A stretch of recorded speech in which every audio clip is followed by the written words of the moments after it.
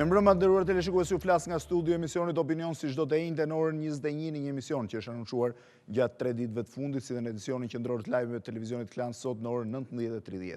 Një emision i cili lidhet me një datë mjaft të rëndësishme për shqiptarët, një datë e cila ose një ditë e cila është daton eksakt 18 vjet më parë rreth kësaj ore, të 11 dhjetorit vitit 1990, kur një përfaqësi studentësh dhe pedagogësh të Universitetit të Tiranës mbas 3 ditë protestash të studentëve të Universitetit të Tiranës takuan Presidentin e vendit, në atë kohë Ramiz Alia, për t'i kërkuar atij shpalljen e pluralizmit politik dhe sistemin pluripartiak në Shqipëri.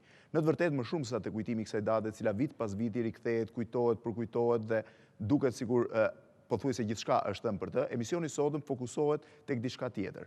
Në 11 dhjetor të vitit 1990, kjo dërgat studentësh më shumë se sa pluralizmi politik po hapte një epokë të re në Shqipëri, po krijonte brezin e tretë politik të Shqipërisë, para këtyre dy të mëparshme, po krijonte një klasë politike e cila vijon ende sot të drejtojë vendin. 6 protagonistët që unë kam zgjedhur dhe që do t'ju prezantoj më pas, janë protagonistë asaj kohe, por që kanë pasur një karrierë të spikatur politike në 18 vitet në vazhdim. Debati sotëm duke fokusohet nga dhjetori 90-s deri më sot, cila ka qenë klasa politike shqiptare, sa ka arritur ajo, se sa përputhet realiteti sotëm me ëndrat që ata kanë pasur 18 vjet më parë, sa ka qenë e vështirë të drejtosh Shqipërinë dhe cili mund të jetë krahasimi me atë që kanë menduar në atë kohë. A kishte drejt Ramiz Alia kur thoshte Shqipëria nuk është as lindje, as perëndim, as hapet, as mbyllet. Ai ishte në vërtet një Shqipëri ndryshe nga ajo që ata kishin menduar, cilat kanë qenë avantazhet dhe defektet e kësaj klase politike. Përpara se të futem me prezantimin e të ftuarve, le të ndjekim një material filmik në të cilin tregohet se cilat kanë qenë tre brezat e klasave politike ose tre brezat politik të Shqipërisë që prej 1912-s në vijim.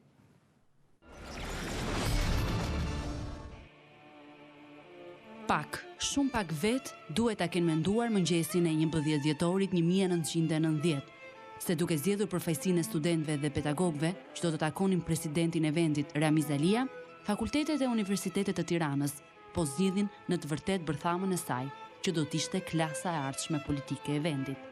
Në 2 javët në vazhdim, ndërsa profesorë dhe intelektualë të njohur filluan të angazhohen në krahat të ndryshëm të politikës, e ardhmja e Shqipërisë dhe ata që do ta orientonin atë po merrte formë. Duket ende e çuditshme, por pothuajse të gjithë ata që drejtojnë sot vendin janë produkte direkte apo indirekte të atij dhjetorit të largët dhe magjepsës të vitit 1990. Por dhjetori 1990 është moment që sjell brezin e tretë politik shqiptar.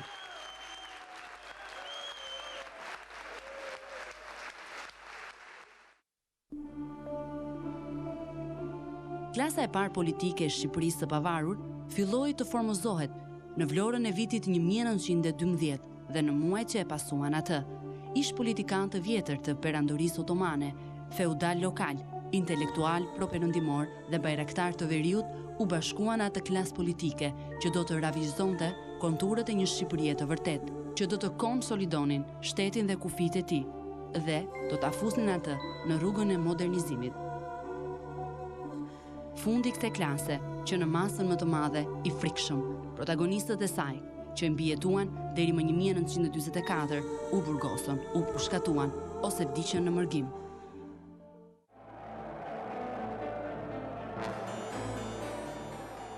Lufta e dytë botërore solli brezin e dytë politik, që u ngrit duke përzënë dhunshëm atë të parin, një grup të rinj me pikpamje marksiste dhe revolucionare, më i madhi i të cilit vetëm 36 vjeç. Ata morën në dorë fatet e Shqipërisë dhe e drejtuan atë me shumë pikpyetje dhe kosto deri në vitin 1990. Nuk ka asnjë dyshim se dëmi i kësaj klase politike, asaj komuniste, është i pashembullt në historinë e Shqipërisë.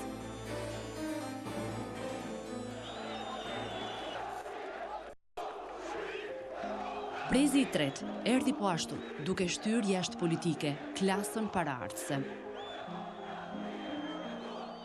Në dhjetor të vitit 1990, Shqipëria ndryshoi sërish klasën politike, duke sjellë në skenë një grupim të rinj, student, profesor universiteti, shkrimtar, gazetar, që konsoliduan një grupim që me pak korrektime vijon ende të drejtojë vendin. Po sa e suksesshme ka qenë kjo klasë e tretë politike, dhe sa përputhet Shqipëria e sotme me vizionin e tyre të atëhershëm. Një pyetje e vështirë që gjithsesi ka nevojë për një përgjigje.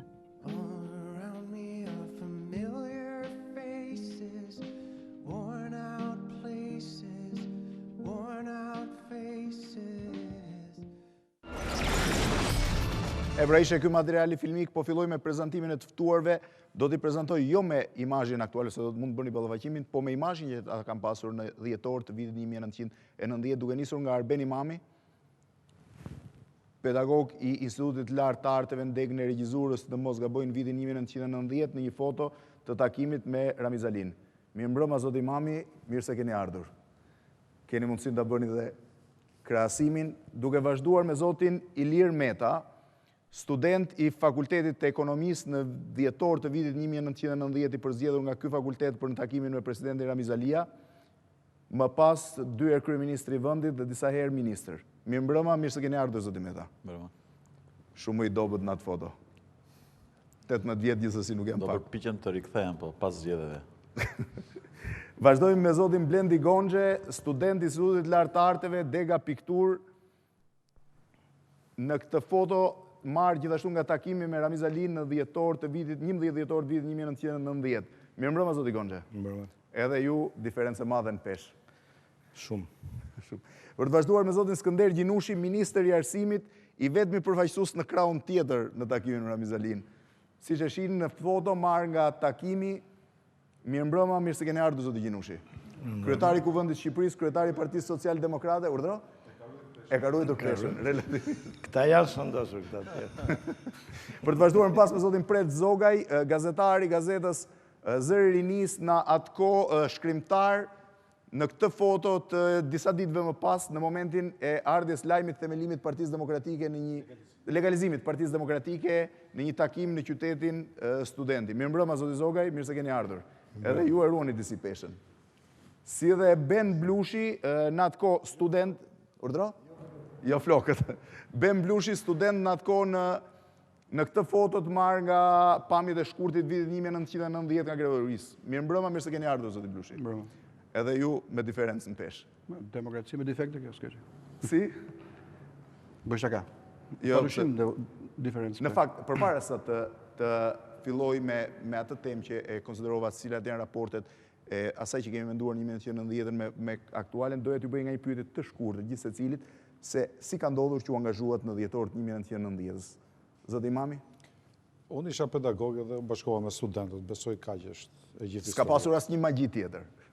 Jo. Zoti Meta? Unë jam zgjedhur nga Fakulteti i Ekonomisë, pas vendimit që të bëshin zgjedhje në çdo fakultet. Zgjedhje para demokratike mas 50 vjetë, Shqipëri që në ato të fakulteteve. U zgjedhën 3 përfaqësues dhe mendoj që arsyeja kryesore pse unë u zgjodha ishte se në muajt shtator dhe në ndorë ndoshta, ishin bërë disa debatet forta në fakultetin ton, ku i ndjeri profesor Pashko ishte në krye të rebelimit, në disa ballafaqime, ku ishin spikatur, do të thosha, ato frymëzimet demokratike apo kundërshtimi ndaj sistemit. Zoti Gonxhen?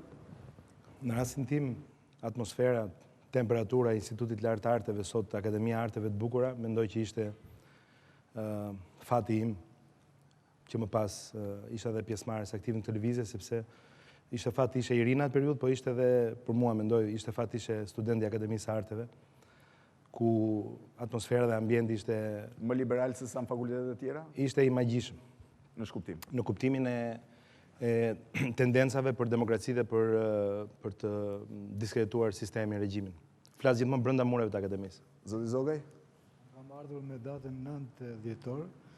Ishte koha kur shkrimtarët dhe poetët u panë kudo në lindjen ish komuniste nëpër tribuna duke folur përpara njerëzve për ndryshimet demokratike. Natyrisht që ardha ime në lëvizjen e Dhjetorit në një farë mënyrë reflekton historinë e familjes time, si një familje përsekutuar, pastaj edhe mjedisin e shkrimtarëve të ri, që kulmoi si një mjedis lirie me konferencën e letrarëve të ri në Shkodër. Ne ishim një grup letrarësh që prej vitësh shkëmbeni me njëri tjetrin pikpamje, mund të themi liberale, nofta jo në kuptimin që ka sot fjala, por për kohën.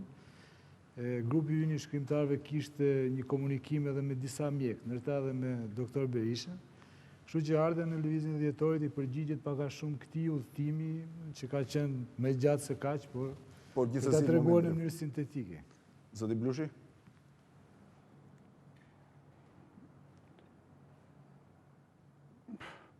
Unë besoj se nevoja për të shkruar më ka lënë aty, ose më ka çuar aty. Kishim disa vjet që kishim filluar të shkruanim gazetat e kohës, studentit, zërinis, gazeta pak më liberale, më të hapura për kohën. Më të hapura. Edhe sigurisht dhe një rreth i gjerë miq përbashkët që edhe padyshim nga data 9 dhjetor apo 8 deri në mes të janarit, qytet studenti nuk mund mos shkojnë atë kohë. Do më të ishte student dhe mos shkojë aty, do ishte një gjë e çuditshme, nuk i rezistoje dot. Ndoshta, po nuk i rezistoje dot, domethënë sa ishte turp, ishte edhe mod, ishte një arsye për të shkuar, shumë njerëz kishin arsye dëshme për të shkuar.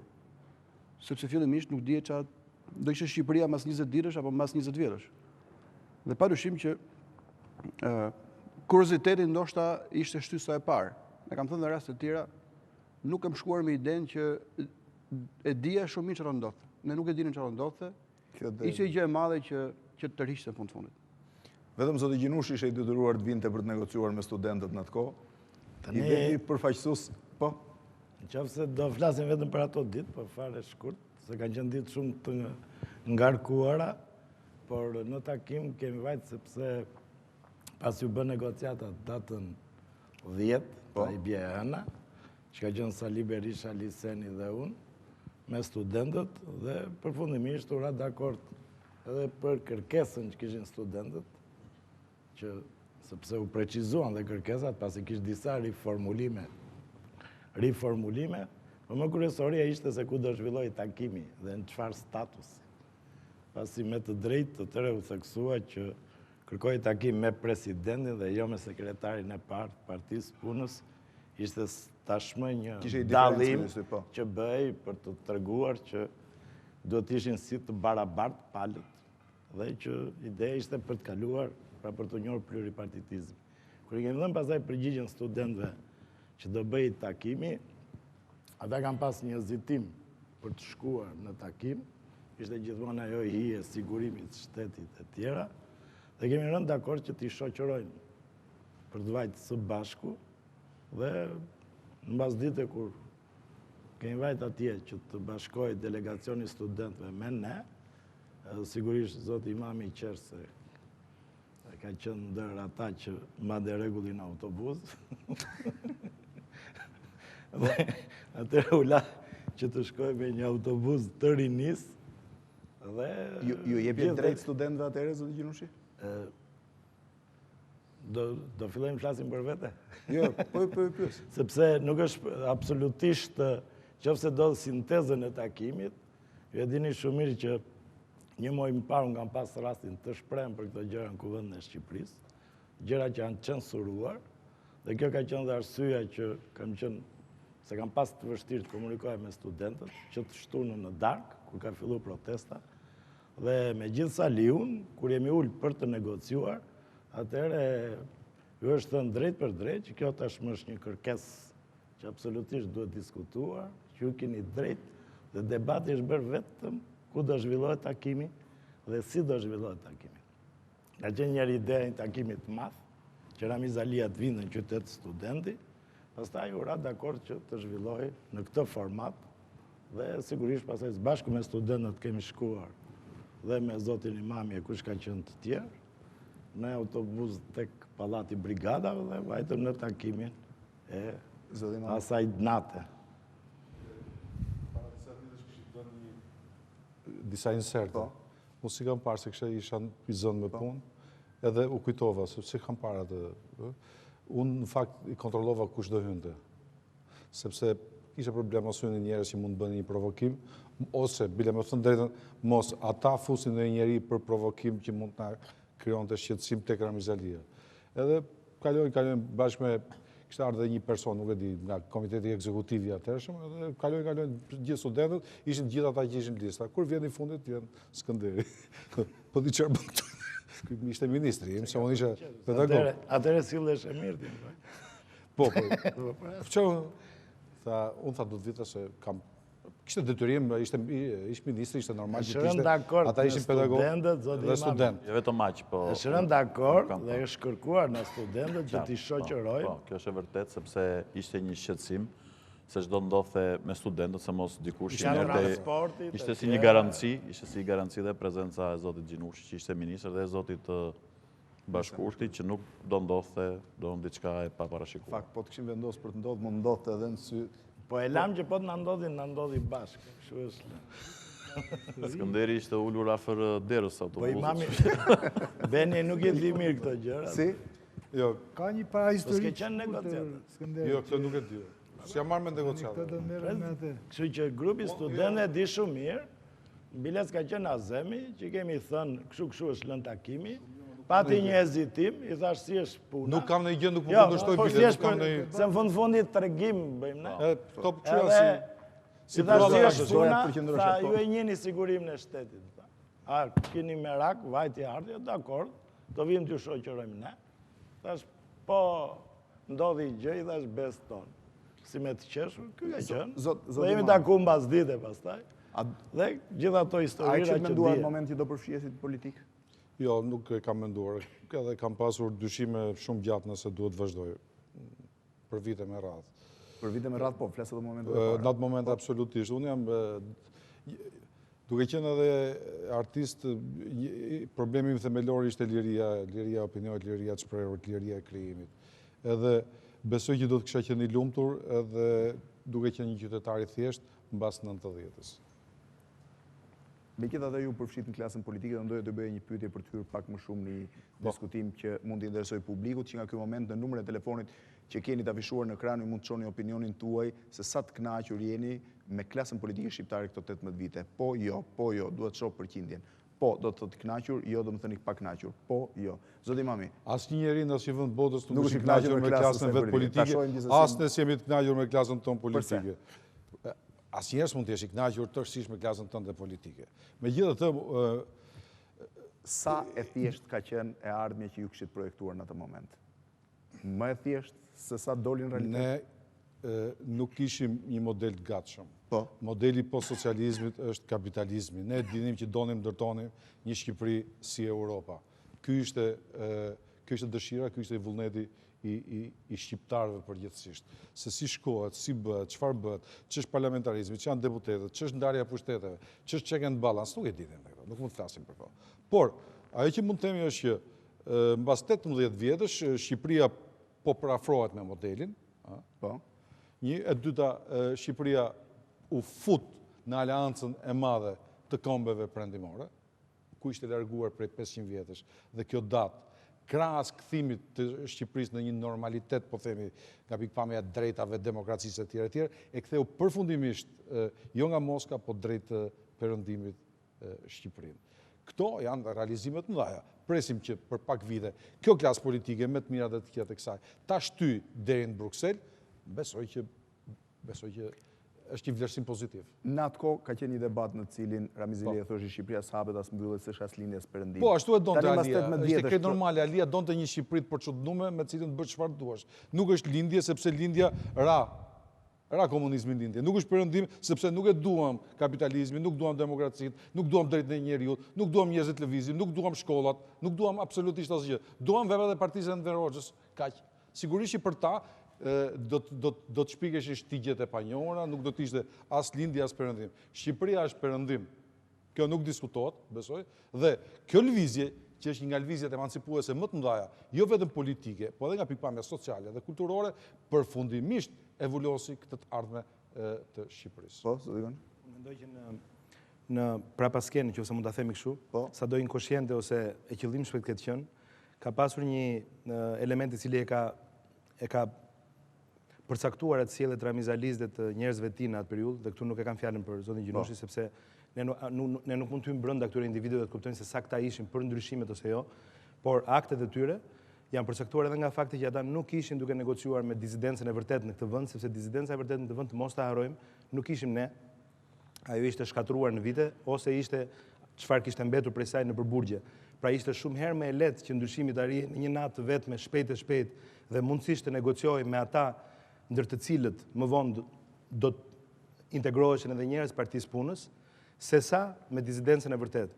Kjo gjë, them unë, e ka bërë punën e Ramiz Alis atë natë më të lehtë. Gjë që nuk përjashton faktin që ne të gjithë shqetësoheshim se mos një pjesë tjetër e regjimit, e egër, ekstremiste, po atë natë mund t'i skenonte një grup shteti dhe spyeste as për zotin Gjinushi, as për Ramiz Alian dhe për asnjë nga ne. Për këtë arsye ndoshta ka qenë në autobus atë natë. Por ama mos ta harrojmë që kemi të bëjmë një negociat midis regjimit dhe një pjesë të studentëve dhe kontestatorëve, të cilët ishin shumë larg se qenë dizidenca e vërtetë e këtij vendi. Dhe këtu pastaj unë them që ne duhet kalojmë prapë te kjo pikë, sepse nga kjo kanë buruar shumë të tjera, të cilat kanë përcaktuar dhe ecurinë e tranzicionit në Shqipëri. Që do të thotë që ne patëm një protestuesit, gjithë lëvizja u kap, ky është vetëm mendimi im dhe ne mund ta diskutojmë, disi e papërgatitur në flagrancë, sepse i duhej që për 24 orë të formonte partinë e parë të opozitës shqiptare, me çfarë njerëzish ishin takuar në 2-3 ditë të panjohur ndonjëherë me njëri tjetrin, me histori të cilat ishin të paqarta, me rrugë nga cilat vinin ta njerëz të cilat nuk njiheshin nga të tjerët, dhe për këtë arsye fëmia nuk lindi dhe aq i shëndetshëm, dhe efektet e genit ne i vuajtëm dhe në vitet e ardhshme. Zoti Blushi, jeni dakord me këtë tezë? Ju kishit shprehur diçka dhe në një intervistë para 2 ditë vetëm pas publikuar në shtyp. Besoj që po. Përgjithsisht është drejt të thuhet sot që nëse do kishte një format tjetër, Partia Demokratike që u krijua nga lëvizja e Dhjetorit, gjërat në Shqipëri mund të ishin më mirë në 20 vjet të fundit pak. Por a mund të kishte një format tjetër duke dalë nga një lëvizje e një nate? Po të flasim, ndoshta, po të flasim sot është e thjeshtë sigurisht, për atë kohë, me sa duket nuk ka pasur zgjidhje tjetër. Në atë kohë nuk ishte zgjidhje tjetër. Po të kthehemi mbrapa dhe të themi që Partinë Demokratike duhet ta kishin marrë në dorë vetëm ish përsekutuar, ata ishin në përburgje, njerëz që kishin jetuar gati 30-40 vjet, jashtë nëpër provinca, në kushte të mjerueshme. Nuk e dim çfarë Shqipëri do kishim, për të vërtetës. Ndoshta ishte një zgjidhje e mesme, e ekuilibruar, kur në PD u futën si ata që kishin vutur 50 vjet, si ata që nuk kishin vutur 50 vjet. Siç është rasti i Sali Berishës. Dhe kjo është një nga çuditë e mëdha se si ndodhi, por ndodhi, me sa duket për shkak të vullnetit të atij, jo për shkak të një vullneti të atyre që e mbështeten, që një ish komunist drejtoi një parti antikomunist. Në ditën e parë. Kjo mund të kishte ndodhur më vonë, 1 vjet, 2 vjet, 5 vjet më vonë, po ndodhi që ditën e parë. Pra, sistemi gjeti te Partia Demokratike besoj një ekuilibër. Çdo më thënë fal vullnetit të tij dhe jo të tjerëve. Padyshim që ai ka një vullnet personal që e çoi aty ku e çoi, e bëri drejtoi PD-n edhe vazhdon të jetë në politik. Kjo nuk mund të i mohohet. Por partiak, po ta vazhdojnë analist duke ndërprerë, do thosha që PD-ja e kohës, me sa duket, ishte një ekuilibër i gjërave në Shqipëri. Pra ishte ekuilibër edhe i Partisë Komuniste, Partisë Punës, edhe i klasave të përmbysura apo atyre që kishin jetuar të përsekutuar për 50 vjet. Ishte një ekuilibër me sa duket dhe ky ekuilibër u besua në fillim se mund të ishte evolutiv apo i suksesshëm, në fakt dështoi që në 5 vjetet e para. PD-ja dështoi deri vitet 97, dështoi u rrënua si një forcë e cila kishte mbajtur një shpresë të njerëzve që Shqipëria do ishte ndryshe për shumë pak kohë. Pak Shqipëria u bë më keq në 97 se në 92. Dhe kjo është vërtet për shkak të PD-s. Zoti Meta? Mendoj se është shumë e thjeshtë për ne sot që të themi se në rast se do ishin bërë disa gjëra më mirë, më ndryshe, zhvillimit do të kishin qenë shumë më produktive sot, por mos harrojmë, do thosha unë, se mungesa e disa reformave të vërteta dhe reale, të cilat lindja komuniste i kishte nisur vite më parë dhe që ne i kritikonim, bëri atë që Glasnosti dhe perestrojka. Po patjetër, pati disa liberalizime të rëndësishme, që ne dohon i kontestonim, bëri atë që dhe ashpërsimi i gjendjes ekonomike, bëri atë që në fund fare, kur pluralizmi u njoh, një mlef dhe i pakënaqësi e jashtëzakonshme është përtheu. Dhe të mos harrojmë se deri në 12 dhjetor kanë qenë protestat shumë paqësore.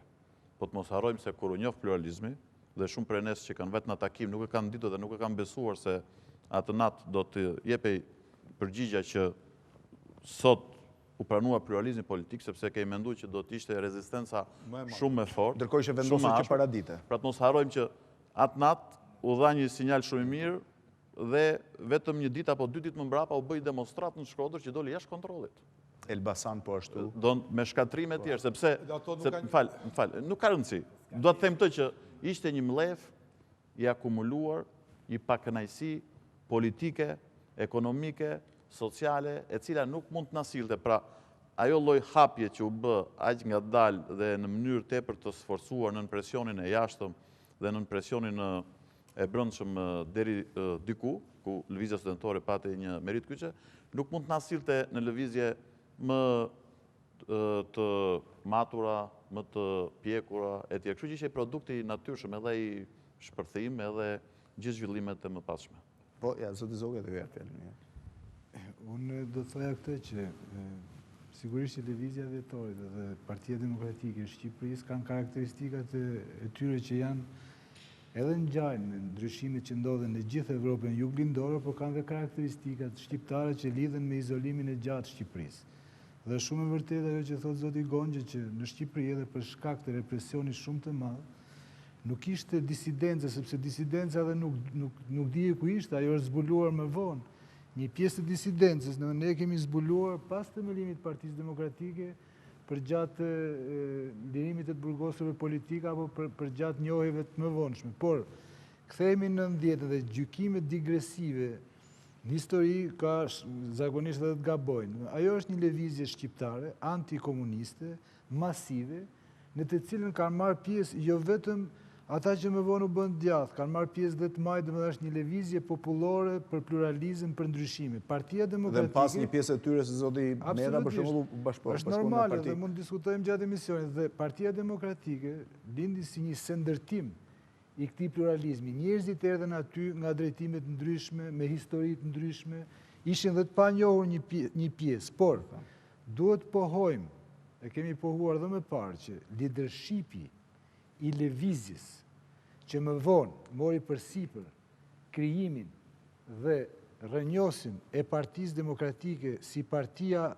e parë opozitare dhe si alternative pushtetit të ri, nuk ishte i panjohur. Përkundrazi që të gjithë kishin një histori që lidhej me momente kontestimi të regjimit gjatë viteve 1997, 88, 89. Edhe Ramiz Pashku, për shembull, ishte një person i cili kishte lancuar disa ide në Radion Zëri Amerikës. Sali Berisha kishte shkruar disa intervista dhe një artikull. Arben Imamin njihej në rrethin e artistëve. Shkrimtarët e rinj që morën pjesë dhe studentët e rinj, dhe këta studentë që u bashkuan me Rilinën Demokratike dhe që e tha Blushi, kishin manifestuar ide kontestatore ndaj regjimit. Pra, leadershipi nuk u improvizu. Dhe prandaj them që vërtet nuk kishte një disidencë dhe nuk mund të kishte. Unë për shembull kam intervistuar Pjetër Arbenorin. Pjetër Arbenorin në vitin 1990 nuk ishte në burg. Dhe më ka thënë më vonë, kur e kam intervistuar, tha Preç, kur ishit ju në tribunë, tha kam qenë aty, po kam qenë i fshehur, tha si ishe duke prit, sepse po dilja unë, leqës njifnin, po do më kapnin me një herë, sepse kishte vëmendje të madhe. Dhe kjo është dhe logjika e ndryshimeve, edhe pavarësia e Shqipërisë, për shembull, është shpallur nga një deputet i parlamentit turk, në që ishte Ismail Qemali, nuk mund ta shpallte Det Xheluli, sepse në këto janë gjëra që kanë ndodhur, pastaj më vonë partia e re ose e reja që lind është në provë nëse do të integroj brenda vetes këtë parahistori. Ka ndodhur. Dëgjoj, do të them këtë gjë. Edhe një për ta mbyllur. Në lindje nuk ka ndodhur, se sa herë duam gjeni një ngushëllim, referohemi lindjes. Po lindjet do të referohemi edhe për gjëra që s'kan Partia Demokratike ka pas zigzagët të mëdha në historinë e vet. Dhe unë dhe Arben Imamin që jemi këtu, vërtet jemi themelues, por ne kemi konsumuar edhe një periudhë opozitarizmi me partinë që themeluam vet. Por kjo nuk na pengon të pohojmë se nga gjitha partitë që lindën në lëvizjet për pluralizëm në Evropën lindore, nga gjitha partitë e reja antikomuniste, kjo është partia që ka qëndruar më gjatë dhe më fort. Dhe është e vetmja parti që është alternuar 2 herë në pushtet, sepse në vendet tjera janë edhe shpërbër. Do të thotë se kjo ka dhe fenomene do negative të thotë që brenda. Sigurisht të mira dhe të tjetë janë bashkë. Kjo nuk mund të diskutohet. Ne kemi një problem se kemi vështirë të flasim kur kur flitet për një parti cilën ne kemi themeluar, e kemi krijuar, kemi dhënë kontribute, dhe sigurisht që është e vështirë të truash pa anësi. Por, ajo që mund thuhet është që historia nuk bëhet me sikur, nuk mund thuhet që sikur të vinin këta dhe ta ndërtojnë. Se njëjta gjë mund thuhet edhe për Partinë Socialiste dhe për partitë tjera. Ne mund të themi vetëm që kjo parti është krijuar nga ata njerëz që ishin të shprehur, siç tha Preçi, qoftë Saliu, qoftë Gramozi, ishin shprehur qartazi që kishin mos pajtime të dukshme me regjimin. Një. E dyta, njerëzit që... Gramozi po ishte shprehur qartë. Edhe Sali Berisha është i vetmi që ka folur përpara Ramiz Alis. Është e vërtetë. Ky është fakt. Ky është një fakt. Dhe atë natë kur u kthyem nga Ramiz Alia, mbasi folëm njerëzve Blend, mos ngatrojmë reformimin brenda sistemit që ishte me shumë koherent, nëse do shkonte në Partinë e Punës, mos ka qenë do ke qenë për pluralizmin e ideve, doktori, nuk ka qenë për pluralizmin politik. Mund të kenë të tjerë për pluralizmin e ideve, se po. Këta erdhën në këtë parti. O Blend, a dhe është një ta mbaroj këtë bisedë. Shumë rozë. Kjo po e kuqes është. Po, shumë rozë dëni. Po e kuqes është. Mos keni frikë nga kuqja, kemi flamur kombëtar më. Jo, unë nuk kam frikë. As nga kuqja, flamurit kombëtar. Të lutem, ideja është kjo. Atë natë kur u kthyem, ju folëm njerëzve që ishin të Ramiz Alia, ju vumin qëzimin për ta dëgjuar. E mba më në natë ka qenë me 10 ramira njerëz. Po, njerëzit ishin edhe të gëzuar që u pranuan ndryshimin, sepse nuk e besonin që mund ndodhte aq shpejt. Edhe ne një grup, po themi pedagogë e student, thamë që do bëjmë të sekond, thamë të shkojmë të mblidhemi më njanë, sepse duhet bërë partia. Po ju them, i kam ftuar të gjithë njerëzit që njihja. Dhe unë i njihja isha 32-3 vjeç në atë kohë. I njihja intelektual shqiptar, i njihja të gjithë plot njerëz që janë edhe sot në treg. I kam ftuar një për një, nuk vinin. Njerëzit që erdhën, njerëzit që patën guximin për ta bërë. Njerëzit që patën guximin për ta bërë. Ishin ata që ishin shprehur. Kjo ishte çështje, ishte një moment ku ndaj do ta bësh apo s'do ta bësh. Jo ke kapacitetin për ta bërë. Si fajtor, ne po analizojmë një epokë e cila ka 20 vjet tashmë që ngjarjet kanë ndodhur dhe ne mund të analizojmë ngjarjet. Po, mund të analizojmë. Dhe ne mund të analizojmë. Zoti Fevziu, nuk po analizojmë dhjetorin si një datë, si një javë. E parë dhe me ngjarjet mbrapa kemi të drejtë ta shohim. Nevoja për të personalizuar dhe jo për të bërë përgjithësime. Qofse ne themi që mbas 20 vjetëve kemi këto arritje, është tjetër gjë thuash që filani kështu, nuk po themi që bëre keq u shkove, po themi bëre keq u ktheve. E kupton? Nuk po themi pse bëre keq u shkove, mirë bëre. Jo, kjo është që e kam ndarë vetë. Tani u vlerësoj që duhet ndarë lëvizje Dhjetorit, pastaj në roli partive. Lëvizje në tërësi janë me qëllim të përkohshëm. Vetë lëvizjet janë një lëvizje madhe, emancipuese, apo revolucionare, apo ndryshuese. Po ke qenë kundër atëre? Jo, vjen keq. Tani me që ti e kërkon, atëherë ju e një ngrit pas meje. Dakor? Sepse kanë folë një muaj para guvernit në Shqipërisë për pluralizmin politik. Po brenda sistemit? Jo, absolutisht. Pluralizm s'ka brenda sistemit, për ekonomi tregu brenda sistemit nuk ka. Kam paralajmëruar dhe që po su bën ndryshimet, e vetmja gjë do ndryshoj është dhuna, se kishë ndodhur përvojë Rumanisë, dhe kjo është censuruar, nuk ka qenë e komanduar, po të marrë të krahasoj, edhe me çka ka dhënë Saliu në takim të Ramiz Alia, që zguxoi të thotë që duhet pluralizmi. Dërsa unë e kam thënë këtë një muaj para në kuvendin e Shqipërisë sa asaj kohë. Prandaj për personat që janë këtu. Se u hodh vetëm aprish. Ti personash ku ke qenë ti ku kam qenë unë. Jo, më keq. Se u hodh me njëherë, tha. Po pra, kisha me Blendi. Gjëra thotë zoti Zogajn. Po jo më përmendni, se ju përmendni vetëm tuaj. Ky tha. Atë lexoni gjithë çka kanë thënë. Megjithatë unë tam, unë sa e nisa fjalin. Pra, lëvizja Dhjetorit e ka kryer misionin e vet. Si lëvizje, sepse në fundit, lëvizja Dhjetorit është për të vendosur pluralizm.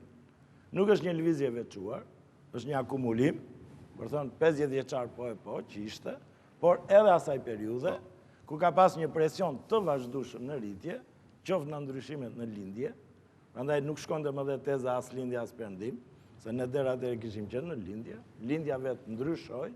Kështu që ngeli vetëm Shqipëria. Kjo teza duhet edhe sot se është kthyer kështu për te kësaj dhe asaj. Flasim mirë këtu, pastaj hym në replikat e tjera.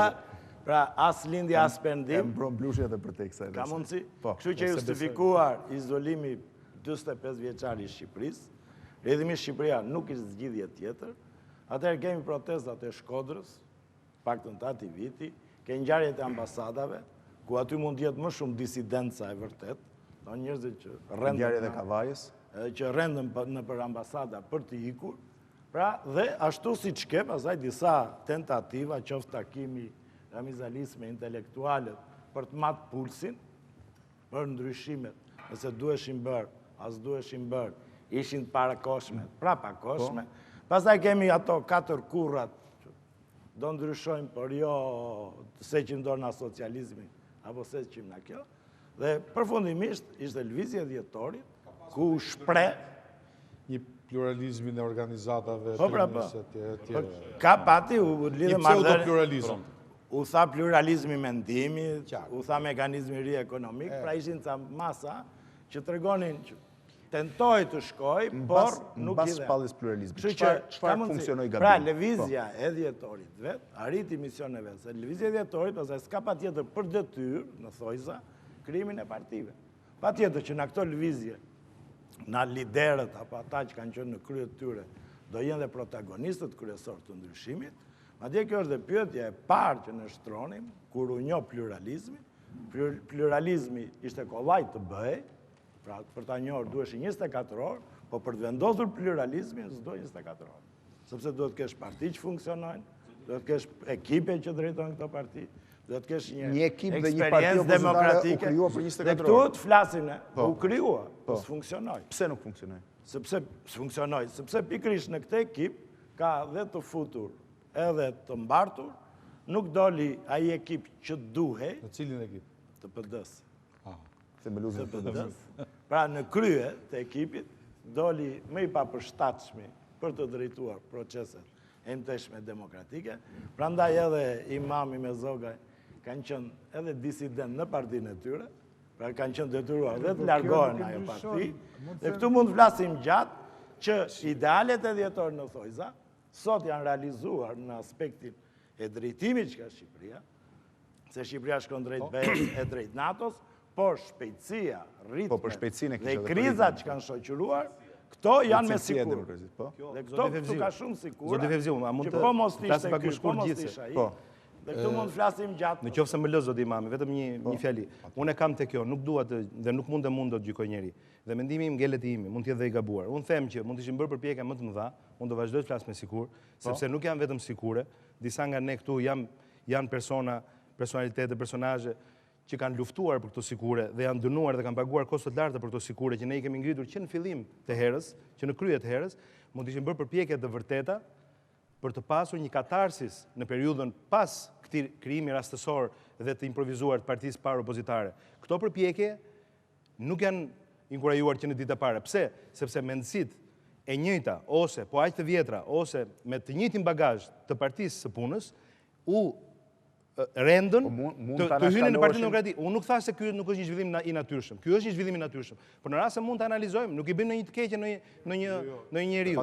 Shqipëria mund të ishte më e mirë në rast se në Partinë Demokratike për PD-n dhe për njerëzit, mund të pastaj do të presim edhe të njerëzit. Politika është një dinamik pozit-opozit. Është një dinamik pozit-opozit. Por unë nuk duhet merre me njerëz. Megjithëse ti ke edhe një pyetje këtu, po s'm takon mua të jap mendim çfarë mendojnë për Naon, çfarë mendojnë për Berishën. Nuk është kjo fjala. Partia Demokratike pati një studim. Pikë pari, se ndërtonte pluralizmin politik, qoftë me qendësinë e saj, qoftë me pjesëmarrjen në zgjedhje. Dhe ta kryente këtë mundësisht në mënyrën sa më inteligjente, sa më të moralshme dhe sa më kombëtare të mundshme. Domethënë, mos e çonte revanshin politik, të cilës do anë qoftë, deri në konfrontim. Dhe fakti është që ne kemi vajtur në zgjedhje në të dyshit pa konfrontime politike të mëdha. I shpëtuam luftës civile, nuk ishte e pamundur. I shpëtuam vrasjeve, ndodhen në Rumani.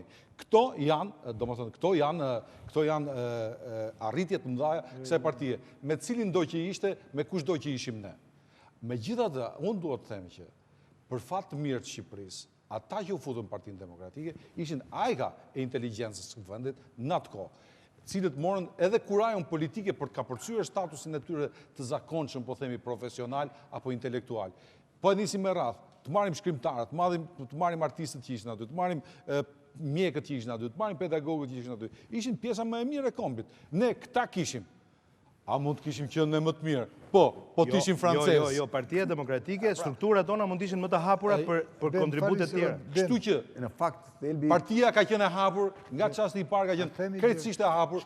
Bile njerëzit janë ftuar që të vinë. Për sa i përket mënyrës që krijohen partitë në lëvizje krijohen në mënyrë rastësore. Ne nuk kishim në propagandë për Partinë Demokratike Sot, se ne ngatrojmë. Ne nuk kishim një plan se këtë do të fusnin në atë parti. Bile me thënë drejt nuk kishim përgatitur edhe për të bërë një parti, as unë as ti, megjithëse njiheshim dhe kishim biseduar si pedagog dhe student prej kohësh. Po mund ta kultivoni më pak kultin e individit në partinë më të re të opozitës në mënyrë që të kishte prurje më reale, më disidente, më të pastra, më morale në Partinë Demokratike. Unë këtë po them.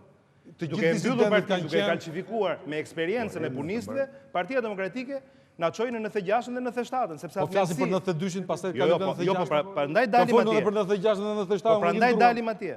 Unë nuk i nduroj në 96-ës në 97-ës. Sepse ne u morëm vesh në kurisë të katarsis. Po s'ke nevojë të flasim. Mund të flasim për Ramiz Alia që donte të bënda pluralizëm, pastaj erdhi ky pluralizëm. Kemi pse bërtasi. Mund të flasim për kurisë të katarsisit u morëm vesh. Edhe u bën 92-shi mirë, pa bër katarsis. Po në rregull. Cili katarsis më fal? Më mirë të bëhesh në një katarsis. Derdhë gjak. Jo gjak, s'është katarsis gjak. S'është katarsis gjak. Të mos përjashtohesh në përndjekurit nga procesi politik. Kush i ka përzon përndjekurit nga procesi politik?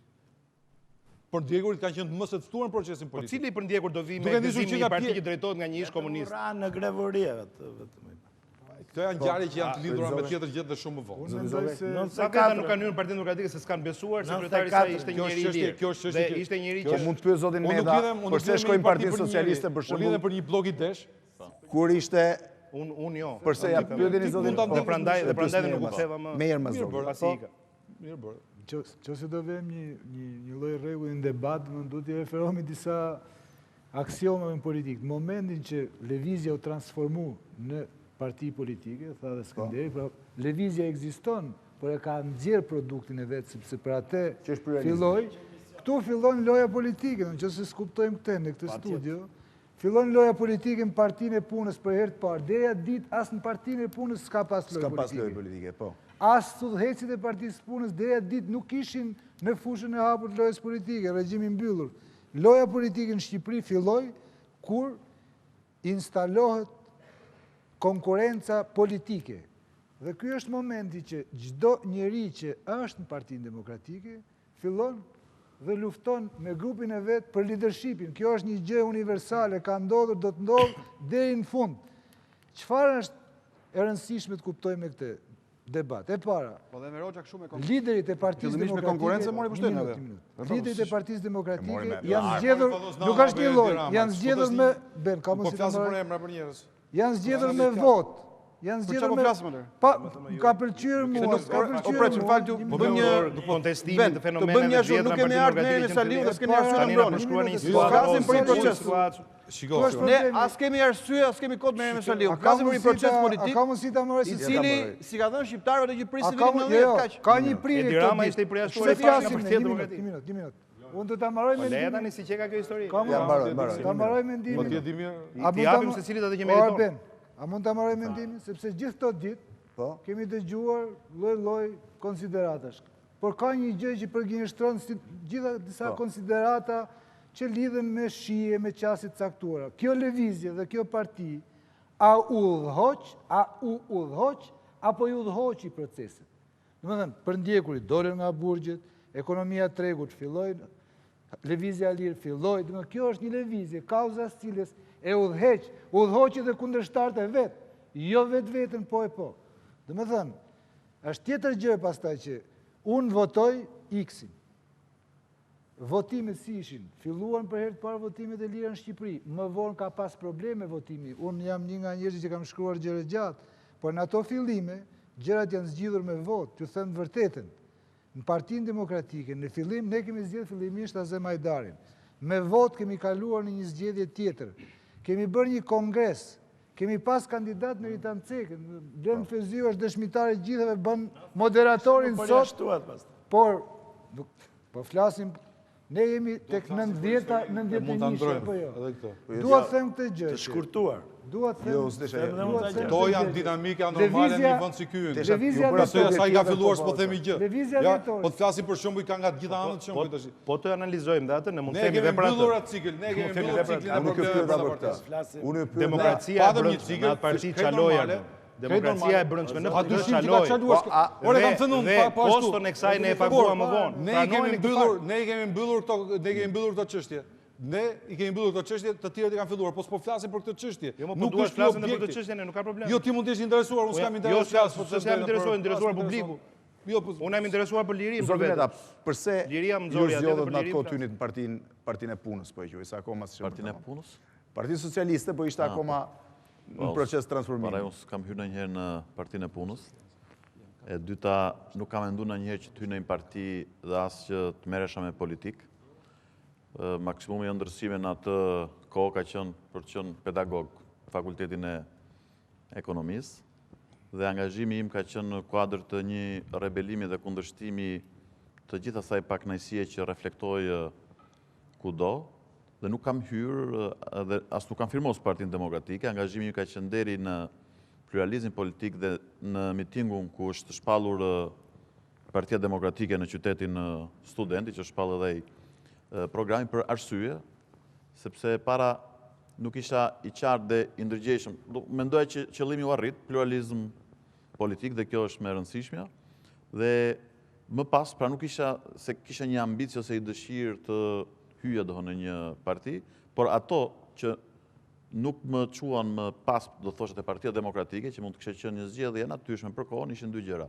E para pash që po afroheshin në PD, përveç shumë intelektualëve të shquar pasi diskutim, zoti Pashko, profesori Ndjer dhe profesori Ilir Metën, që Fakulteti i Ekonomisë, ishin dy njerëz me të cilët unë i kisha mbrojtur kur sekretari i Komitetit Qendror erdhi për t'i sulmuar pse profesori kishte dalë te zëri Amerikës, dhe mund të kisha hyrë dhe mund të kisha bërë, po themi, karrierën në Partinë Demokratike. Kjo ishte një gjë shumë e thjeshtë, po ishin dy gjëra. E para, një valë shkatrimesh në vend, që nuk po them që e bëri Partia Demokratike, por që ndodhi për shkak të një akumulimi dhe të një mlefi, dhe e dyta, qëndrimi i Partisë Demokratike ndaj luftës antifashiste. Këto do në një farë mënyrë më frenuan në një aderim të mundshëm. Kështu që çfarë qëndrimi ka pas për të? S'ka qenë Shqipërinë akoma. Nuk ka rëndësi, mos hym, nuk po hym në këtë çështje. Mendon qëndrimet e mia.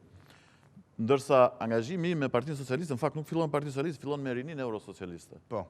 Në nëntor ose dhjetor të vitit pas një viti. Ka qenë një proces reflektimi dhe për shumë, do të thosha, arsye, gjeta veten si më lehtë, dhe tjetra unë jam i natyrë sfidante dhe nuk shkoj atje ku shkonte gjithë rrjedha, por shkoj diku ku mendoja që gjërat do ndryshonin.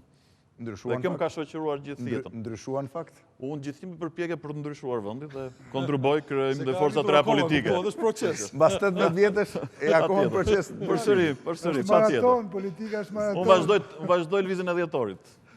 Format që gjykojnë më të arsyeshëm. Keni mbajtur shënim një faqe komplet deri tani. Jo, vetëm shënim apo inat? Ti ka shënim aty. Për në njëri nga ne. Janë 3 pika. Po. Për t'i sqaruar tyja. Sa herë flisni ju zoti Blushi qesh, nuk e di. Edhe se çka ka Blushi. S'ka dalë nga greve uri. Jemi në dhjetor, kam frikë akoma. Jemi në dhjetor, kam frikë akoma. Tani, me që hapëm temën, a është realizuar ajo çka morën si mision partit pas lëvizjes dhjetorit. Pra dhe kuptoj që partia kryesore që duhet ta luante këtë rol, pra që t'ishte mbartësja, është Partia Demokratike. Se doli nga gjiri i lëvizjes, liderët kryesor dolën nga kjo lëvizje, dhe sigurisht dhe gjithë pjesa, si thuash që... Po, PSD-ja nga doli, zoti Gjinushin. Po ta them më vonë. Tani, atëre, sigurisht që Partia Demokratike ka bërë disa gabimet të rënda që si ka realizu këto aspirata. Sepse po të shojmë, gjë e parë dhe vetme dhe kryesore që kërkuan dhjetor në 10 ishin zgjedhur lirat e ndeshme.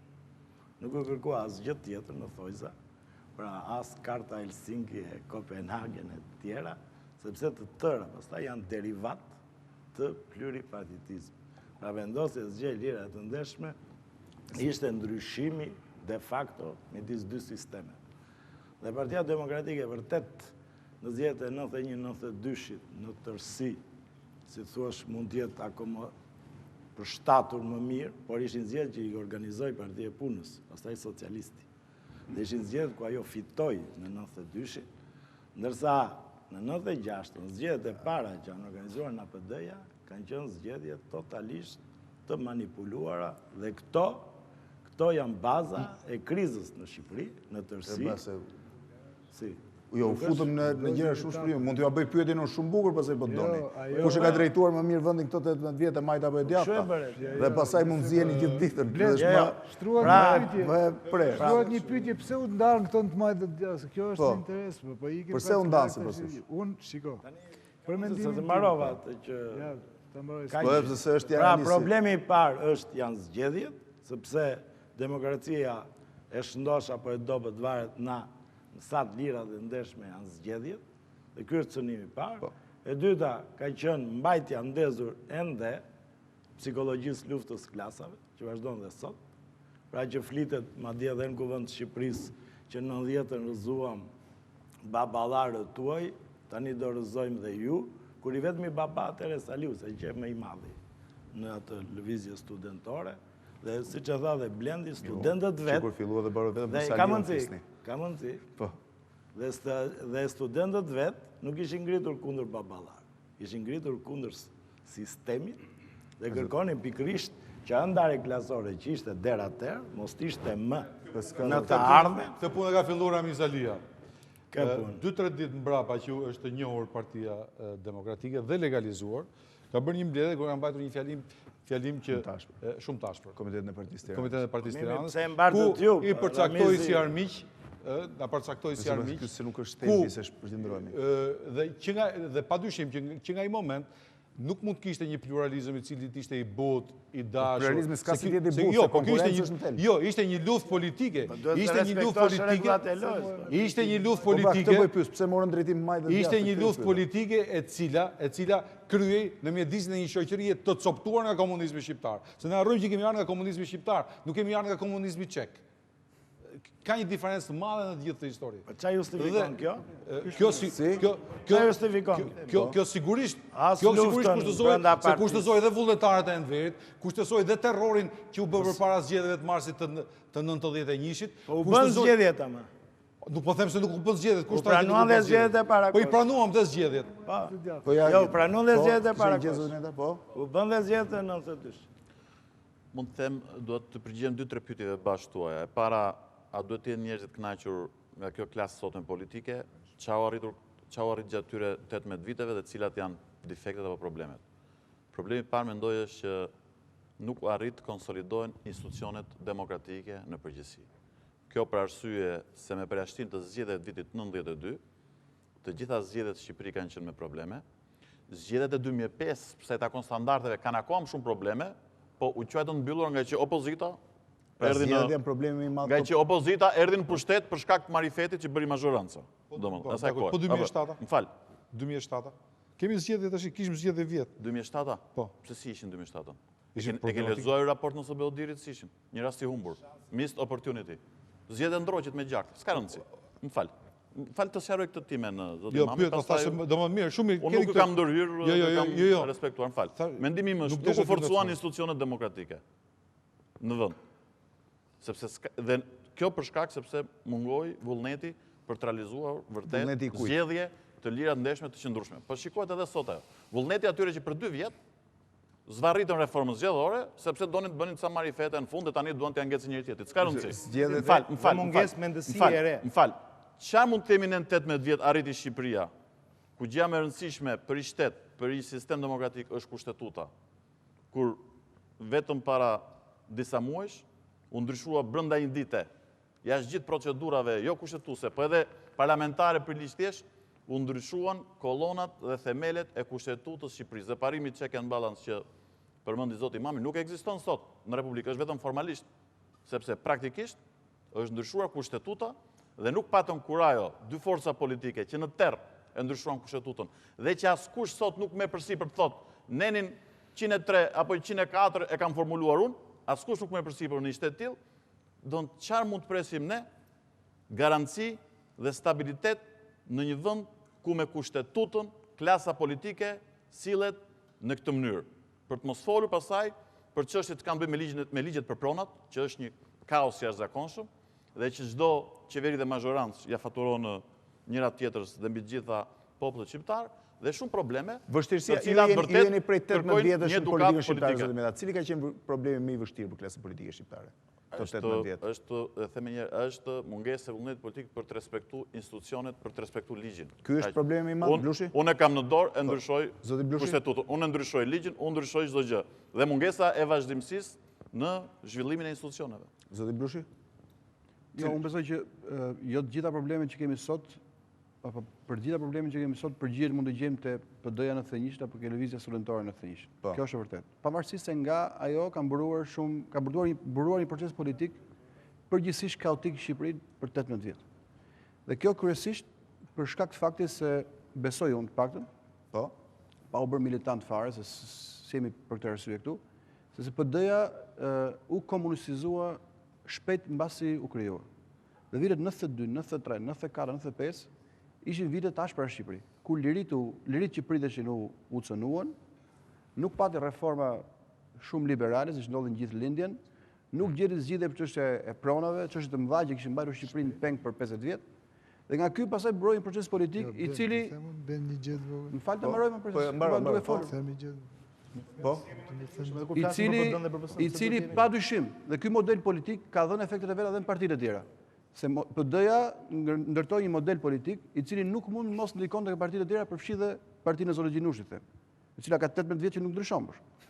Pra desha të them që ky model politik që krijoi në 92-shin pati efektin gjithë shoqërinë shqiptare, në partitë politike, në klasën politike, në liderat politik, në ata që ishin apo ata që u futën rishës në politik, dhe sot kemi një model sipas cilit ka arsye të thuhet që kur jam pushtet mund të bësh gjithçka. Siç po ndodh sot. Jo se jemi aty ku ishim në 92-shin, natyrisht që gjërat kanë ndryshuar në Shqipëri, por dhe ne nuk mund të parashikojmë sot se çfarë do kishte ndodhur sikur kryetari i PD-s mos ishte Sali Berisha, por ishte Arben Imamin, themi. Që s'ia vlen të hyjmë kësaj histori. Nuk e di, po nuk e themi. Nuk e themi dot. Për mua. Po jo, mirë, edhe çka ka do bëjmë. Nuk e themi dot, por ajo që mund të themi është që Shqipëria, historia s'bëhet me siguri. Fal, Shqipëria nuk mund të bëj në Shqipërinë e vitit 90. Bëra kompliment më zotëri. Faleminderit, po në Shqipërinë e vitit 90 nuk mund të bëj 30 vjeç, një djalë 30 vjeç, po ishte Borazemi. Ne kërkuam atë njeri. Ashtu si shkruat ju nanon tuaj dhe s'u thot njëri gjë. Po që më kthej nga nano, po flas për gjë tjetër, po flas për një proces tani. Pra duhet të them. Ashtu si ra dakord që të futeshit prapë te partia e shokut të Enver. Është çështja juaj. Sepse Shqipëria është kjo që është, edhe pse nuk është reformuar realisht Partia Socialiste. Ka ardhur si themeluesi PD-s apo si themeluesi PD-s, antar i vjetër i PD-s. Po tani se ti ke nga PD-ja për arsye që po flas unë. Unë nuk jam kundër këtyre bashkë me Preçin për arsye që unë po flas. Edhe një herë. Ti ke nga PD-ja. Po flasim për 18 vjet. Na mbushën mendjen. Po flasim për 18 vjet, nuk po flasim për persona, për çështje të veçanta. Le të marrojmë zotëri. Na mbushën mendjen gjithë që në PD nuk jetojmë. Bashkëjetesa në PD është e pamundur. E para punës do ta dish. Tani më le të flas, po flas për një gjë tjetër, nuk po më merr me emër, lutem. Pra po them që në 18 vjet, për shkak se një proces politik me cilin kishte shumë shpresa 91, 92, 93-shin, u degradua shpejt, kryesisht për shkak të PD-s apo drejtimit të PD-s, dhe këtu nuk voli vetëm PD-ja, por gjithë Shqipëria deri në thashana se u mbyll dhe u tkur, u varfrua, kaloi në pothuajse në luftë civile. Ky efekt shoqëron akoma shoqërinë shqiptare. Dhe prandaj jemi të vonuar në proces të integrimi, jemi të fundit në lindje. Të fundit jemi në lindje. Kemi çështje të mëdha. Në 90 ne ishim parët neve në lindje. Kemi çështje të mëdha të pazgjidhura akoma, duke filluar nga energjia, nga pronat, nga arsimi. Gjërat që tjerët i kanë problem, po jo në stadin tonë. Cili është problemi më i madh për klasën politike këto 18 vjet? 18 vjet. Po. Unë besoj që pamundësia për të gjeneruar konsensus. Besoj. Pamundësia për të gjeneruar konsensus është problemi më i madh. Kemi konsensus tash dy Kemi konsensus të Ramës dhe Berishës. Këto janë konsensus sezonal. Jo, këto janë konsensus sezonal, të cilët nuk gjenerojnë gjëra të mëdha, po gjenerojnë zgjidhje momentale. Konsensuset e fundit nuk duhet marrë referencë. Mund të takonet të flisë ndryshe, por duhet ta them. Pamundësia për të gjeneruar konsensus në 18 vjet ka sjell kriza të jashtëzakonshme. Nga 97-a unë kam qenë për gjitha deri në konsensuset. 98. Ti nuk e di, po unë kam qenë për konsensus. Unë po flas për çka ke qenë trizori, se ti ke qenë edhe PD edhe me ne. Unë kam qenë në të njëjtin për konsensuset. Unë po flas për një proces të madh. Unë kam bërë aleancë me atë që i ka vdekur lirisë, që ta dishti, jo me ty apo me ndonjë tjetër person. me që padhe që Qa po më thua se se kuptoj? Ajo që po them është që se duhet ishte se që mendojmë për konsensuset. Unë mendoj që konsensuset e kam se mendon tim, se edhe në mendoj unë. 2002-shin, Unë thash që- edhe në 91-shin Shqipërisë. Dhe konsensuset duhen bërë. Po ti s'ke pasur në dorë gjë në konsensus, i ikën PD-ja, po flas në Në 91-shin po kam pasur në dorë. As atëherë, as tani. Jo, e ke gabim. Tani po them një gjë që pyetja ishte çfarë ka munguar. Unë besoj që ka munguar. Tim base faktikisht merr pjesë i konsensusit për cilin si e dakord. Do tregon që s'ke fuqi për atë konsensus. As për ta kundërshtuar. Për atë konsensus për konsensus, jo për konsensus për dy komisionerë. Duke qenë dakord deri diku për ato që tha zoti Blushi, mendoj që në rast parë ka munguar mungesa e vullnetit dhe edukata apo kultura për të respektuar rregullat e lojës demokratike, gjithë klasë politike në tërësi. Së dyti, vullneti për të vënë interesat e vendit në plan të parë. Po gjithmonë janë parë interesat e ngushta. Po të shohim dhe konsenset që janë bërë këtë vit, për çfarë janë bërë konsenset? Konsenset janë bërë për interesat e Ramës dhe të Berishës. Mbyll Gërdecin, të marrim kodin, të heqim komisionerin atij, ndryshojmë kushtetutën, sot rishti që të mos të heqin, nesër ta marrun të mos më heqin. Këto janë konsenset. Të dobësojmë presidentin, të dobësojmë drejtsinë. Këto janë konsensuset. Po 2002 si ishte konsensusi? Cili konsensus? 2002 ka pasi konsensus për presidentin. Po, për presidentin. Shumë pozitiv ka qenë. Shumë pozitiv. Zoti Zogaj? Domethënë ka konsensus. Po ka pasur raste. Ka pasur raste konsensus. Po masi kanë imponuar të huaj, për fat keq. Se ka pasur Kone Vranickit, masi erdhën. Ka pasur në 97 një konsensus, qoftë në ato kushte. Nuk vajti deri në fund pak. Po interesat e vendit nuk janë vënë në plan parë. Janë vënë vetëm atëherë kur është vënë në rrezik integriteti i vendit. Me këtë që po mbroj, nuk po mbroj një parti, po përpiqem të mbroj diçka që është zoti Imamin, mos u merr me po e them mirë të gjithë, nuk po e them vetëm për PD-n apo. Nëse ka kjo klasë politike një defekt, thuaj ti një gjë tjetër. Ne tham një nga gjërat. Na jep sikradhën neve se na lëmë batuta, jo. Po mos ka batura çfarë? Jo, jo ty. Pyetje shumë interesante zotit Meta dhe besoj se sot në këtë studio po bisedojmë për lëvizjen e Dhjetorit, partitë që dolën dhe si u plazmu klasa politike në atë kohë. Dhe problemi është që zoti Meta për shembull është pjesëmarrës në lëvizjen për pluralizëm dhe të tjerë si ai. Pse zoti Meta shkoi me Partinë e Punës dhe pastaj Partinë Socialiste? Me Partinë e Punës, nuk ka vajtë Partinë e Punës. Partinë Socialiste. Jo, nuk të. Bilas me Partinë, ka vajtë me rinin Eurosocialiste. Sepse mu duk një ide shumë interesante. Sepse kësha lexuar për Vili Brandin me kovla. Me fal. Dhe për politikën, dhe sepse rinia Eurosocialiste ishte një sfidë e madhe në Shqipëri në atë kohë, nuk ishte një vazhdim i rinisë Partisë Punës. Dhe ishim përgjithsisht. Pra pyetja për debatin që bëjmë është interesante, sepse ky kërkon të nxjerrë si u plazmu kjo klasë politike dhe pse të gjithë morën pjesë në lëvizjen për pluralizëm, sepse i bashkonte kjo aspirat. Në lëvizjen për Shqipërinë evropianiste i bashkonte kjo aspirat. Paka shumë spektri antikomunizmit është i gjerë, nuk është vetëm i djathtë. Edhe socialdemokracia është antikomuniste në një sens. Jo në Shqipëri. Po them spektri. Tani, pse njerëzit duke përjashtuar fate individuale, pse thoj spektri antikomunist? Ajo flitet disa për u raste bashkuan, spektri demokratik është shumë i spektri gjerë. demokratik. Pse disa u bashkuan me partinë e vjetër të punës që u transformuan në Partinë Socialiste. Po me ngarkesa dhe mas 18 Jo ngarkesa, më kjo është objektive. Unë nuk i jap. Me Partinë Socialiste, thunë atë kohë, ish Partia e Punës. Dhe pse disa me Partinë Demokratike. Këtu tani, nëse duam të analizojmë tamam, këtu tani futet vërtet, nëse më thonë, historia e secilit. Do të thënë, nuk justifikon kërkend fakti që ka pas defekte Partia Demokratike që ka shkuar në Partinë Socialiste. Njerëzit ju keni shkuar në Partinë Socialiste sepse ju qonte historia juaj dhe kjo nuk është me sens negativ. Është me sens objektiv. Mua me qonte në Partinë Demokratike, historia ime, këtë e qonte historia vetë. Tu nuk flitet për përjashtime, sepse ka dhe pragmatizëm, ka dhe histori individuale që dikush për një arsye i duket më mirë kjo parti se sa tjetra, por në tërësi, mbasi u vendos pluralizmi, njerëzit zgjodhen partit ku i qonte historia e tyre. Dhe ky është moment shumë pozitiv, mendoj unë, sepse në këtë rast është Partia Socialiste që ndryshon programin dhe kërkon t'i përshtatet, si thuash, ndryshimeve, kurse Partia Demokratike afirmohet si alternative pushtetit. Dhe kjo në histori është rëndësishme. Jo, po them në 90-ën, se ju keni kalu me herë në 2007-ën.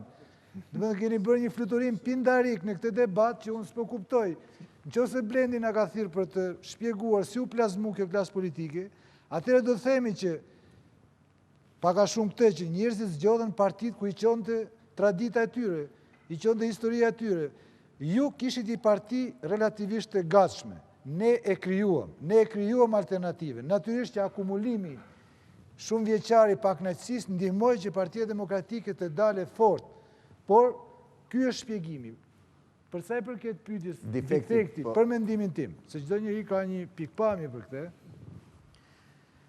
por pikpamja ime lidhet edhe me mënyrën se si e trajtoj këtë temë. Unë mendoj se defekti, duke lënë me një anë këto se konsens herë kemi pas, herë s'kemi pas, konflikt herë kemi pas, herë s'kemi pas, ka pas momente kur paqja ka qenë më e keqe se konflikti. Defekti që i klasës politike është se e ka simuluar ndryshimin.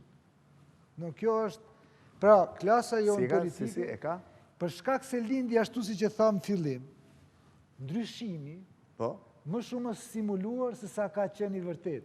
Kjo është defekt i brendshëm ky. Mund ta shpjegoni pak? Mund ta shpjegoj këtë gjë që pak a shumë, domethënë partitë vjen një moment që janë pak a shumë një për sa i përket zgjidhjeve që ofrojnë.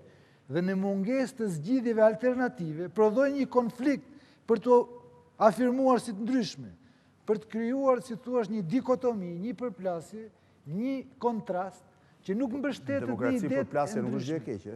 Jo, po them, beteja për ide të ndryshme është pozitive dhe nuk është kaq e egër sa beteja në të thatë, beteja për të shtirur. Po them të kundërtën. E fryn konfliktin në mënyrë për të evidentuar. Për të evidentuar. Kjo është edhe sot ka vlerë. Pra, neve e majta dhe e djathën në Shqipëri, në qoftë do arrin të diferencohen në zgjidhje, do jenë shumë më paqësore me njëra tjetrën. Se unë nuk kam nevojë të evidentohem si ndryshim nga Ben Blushi duke ngritë zërin. Apo duke e shah, apo duke i thënë kush je ti. Debati në Shqipëri është zhvilluar me kush, jo çfarë. Debati më i madh, konfliktet më mëdha është kush je ti. I kam thënë në Gjinushin, ti e ky, po dikush është ai. Edhe unë jam dikush, dhe ky është dikush. Natyrisht që dikush, nuk është pa peshë në politikë, po nëse debati politik mbështillet rreth pyetjes kush, atëherë kemi vetëm konflikt shterp, konfliktualitet që pjell historira për cilat ne nuk jemi krenar. Si klasë politike ka arsye që të kërkojmë ndjes disa herë për vonesa, për kosto që i kemi krijuar këtij vendi, po kjo e Dhjetorit, por ama vendi ka nevojë për një klasë politike, nuk mund të improvizohet. Dhe klasat politike nuk mund ndrohen. Dhe për ta mbyllur, do thoya që si një perspektivë, do thosha, nëse debati do orientohet më shumë nga pyetja çfarë, mendoj se ky do jetë një moment i një ndryshimi cilësor në jetën politike dhe në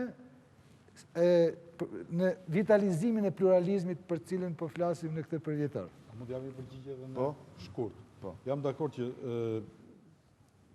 këto 18 vjet, krahas zhvillimeve pozitive në cilat ka kaluar vendi, ka kaluar edhe do travaje që kanë qenë vërtet ashpra, siç ishte qoftë 91-92 dimri, qoftë 97-a, edhe momente të tjera kur palët politike kanë qenë fort të ashpërsuara, gjë që nuk ka dhënë mundësi, 96-97, po them, nuk ka dhënë mundësi që të ketë produktivitet politika. Kur e shoh trajektoren e përgjithshme pozitive, nuk i ekskludoj këto. Kam parasysh padyshim që një nga problemet themelore tona kanë qenë gjatë këtyre viteve zgjedhjet. Ato kanë ardhur edhe në presionin ndërkombëtar, por edhe për shkak të një vetdije që zhvillohet tek aktorët politik, se aktori politik është racional nga natyra, ka pasur përmirësime.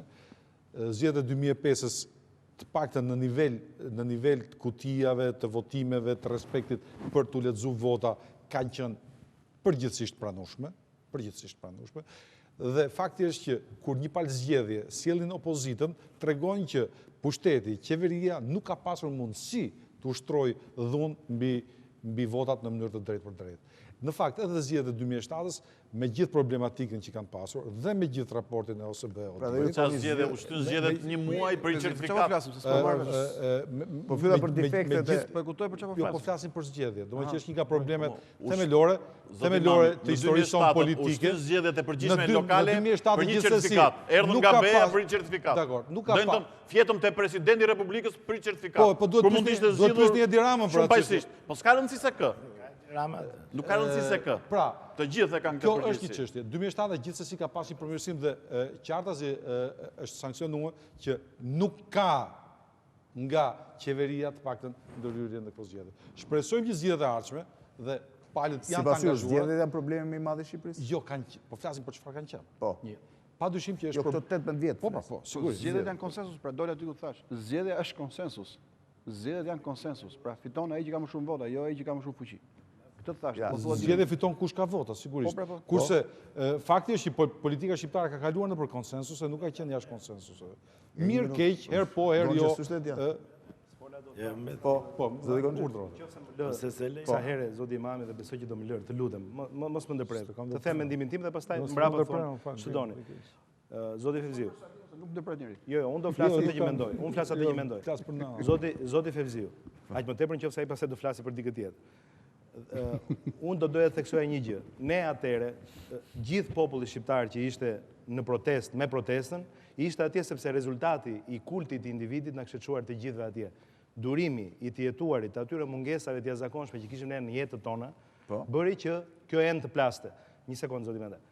Pra, problemi kryesor për mua që nuk është ku nuk kemi bërë shumë përpara deri sot është problemi i kultit të individit. Ky kult individi, për fat keq, jo për fatin e një personi, 2 apo 3, është një nga problemet kryesore edhe sot, në të gjitha krahët e këtij spektri politik.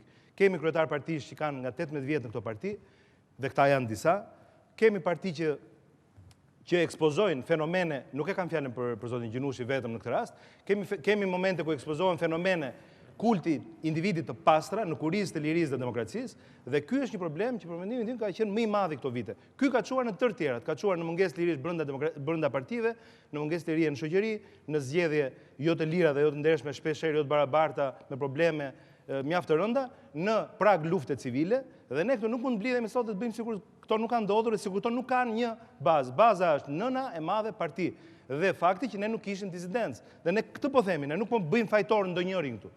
Ne po themi sa pa fat ishim që ne nuk kishim një disidencë. Kaq. Jo, desha të thoshë diçka, që ta kalojmë pak nga këto çështje të zgjedhjeve.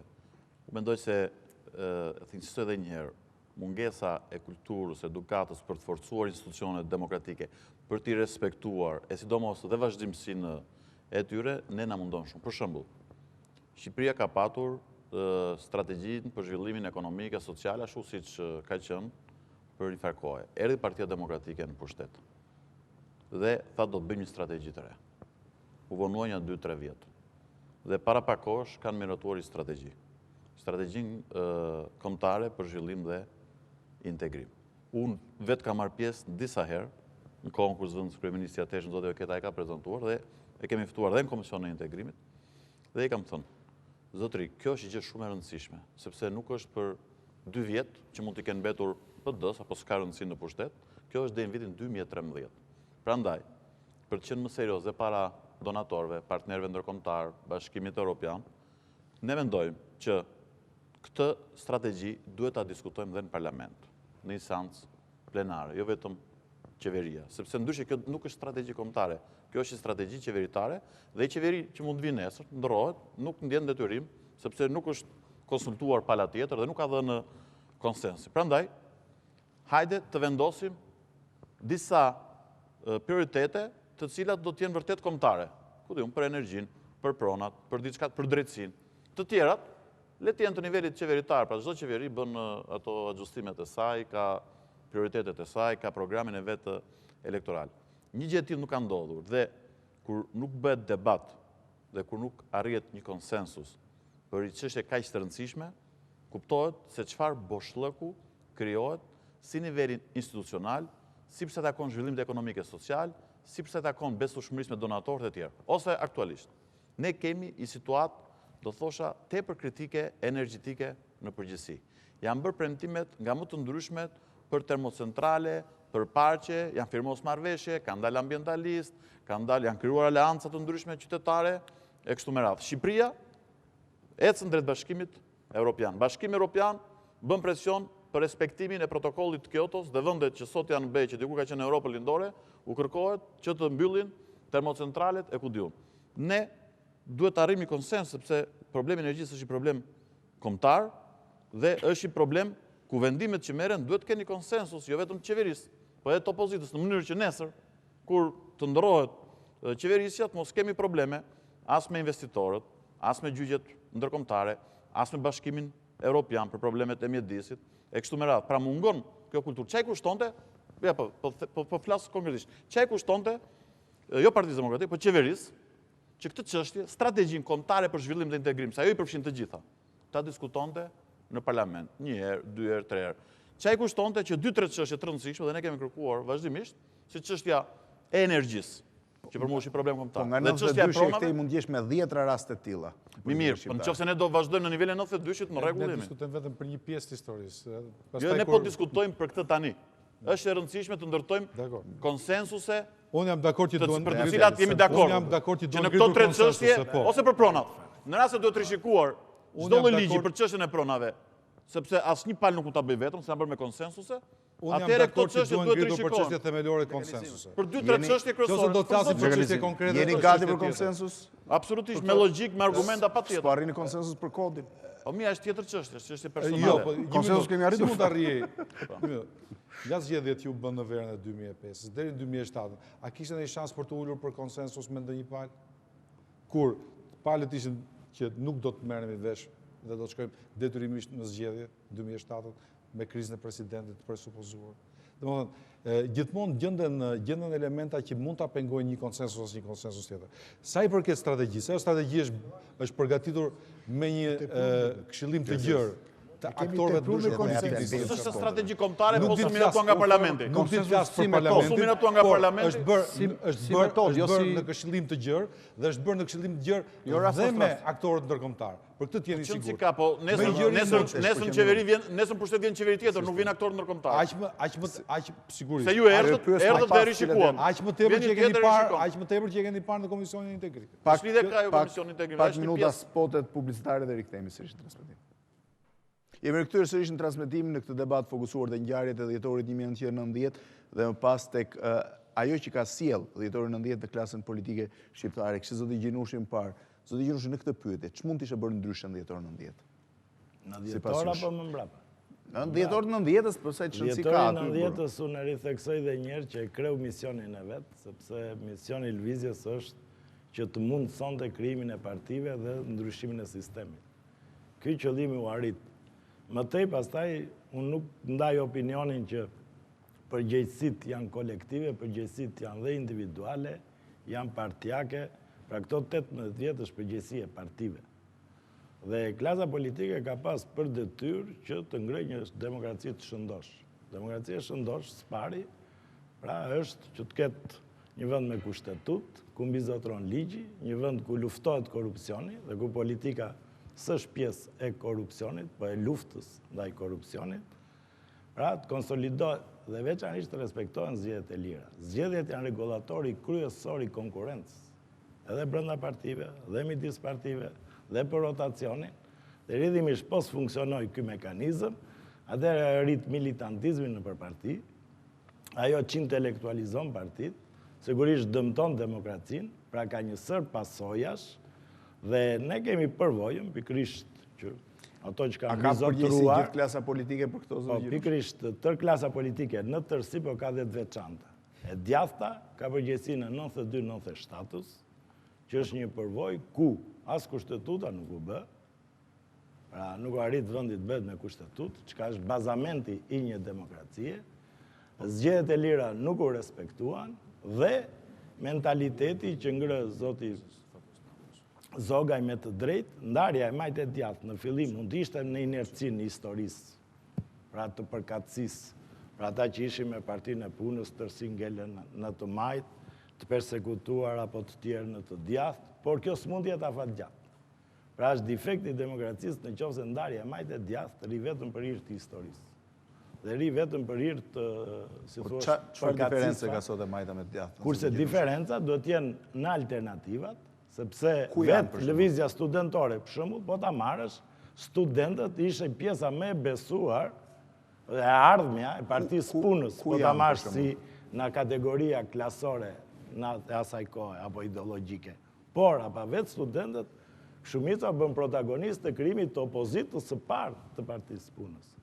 Pra çka do thotë që ndarja nuk ka të bëj as me biografit, nuk ka të bëj me përkatësit, por ndarja duhet vi dhe të jetë në bazë të bindjeve dhe interesave që kanë individët, të vizionit që kanë për shoqërinë, kush do një shoqëri social-demokrate, kush do një shoqëri demokristiane. A ta bësh pyetje ndryshe, zoti Gjinushin? Për shembull, cila mendon ti që është përgjegjësia juaj personale për këto 18 vjet? Personalja, unë nuk e di çfarë do të thuash, sepse po jo, dakor. Personale, unë në tërësi vlerësoj që kam qenë në atë drejtim, për shembull 92-94, kemi qenë alat me PD-n. Pse? Sepse pikërisht mendonim që partitë e reja dhe PD-ja në veçanti duhet ishte protagonistja e ndryshimeve të mëdha dhe këtë mision nuk mund ta kryente Partia e Punës pa kryer një procesin e rinovimit të saj. Prandaj dhe pyetja jote pse u kryu PSD ishte një arsye që u krya ishte se ne vlerësonim që të majtën zot ta përfaqësonte. Deri tani po kritikoi PD-n 91, 92, deri 94 nxorët. Deri 94 pra. Po 94 filloi të dali tendenca totalitare e PD-s me bllokimin e kushtetutës dhe me dështimin referendar të kushtetutës. Pastaj doli problemi zgjedhjeve. Së dyti ka rëndësi dhe sepse populli do demokraci, po do dhe qeverisje të mirë. Klasa politike në tërësi qeverit, veçanërisht periudha 92-97, ka treguar dhe periudhët tanishme që janë vënë qeverit pa aftë, duke filluar nga kryeministri.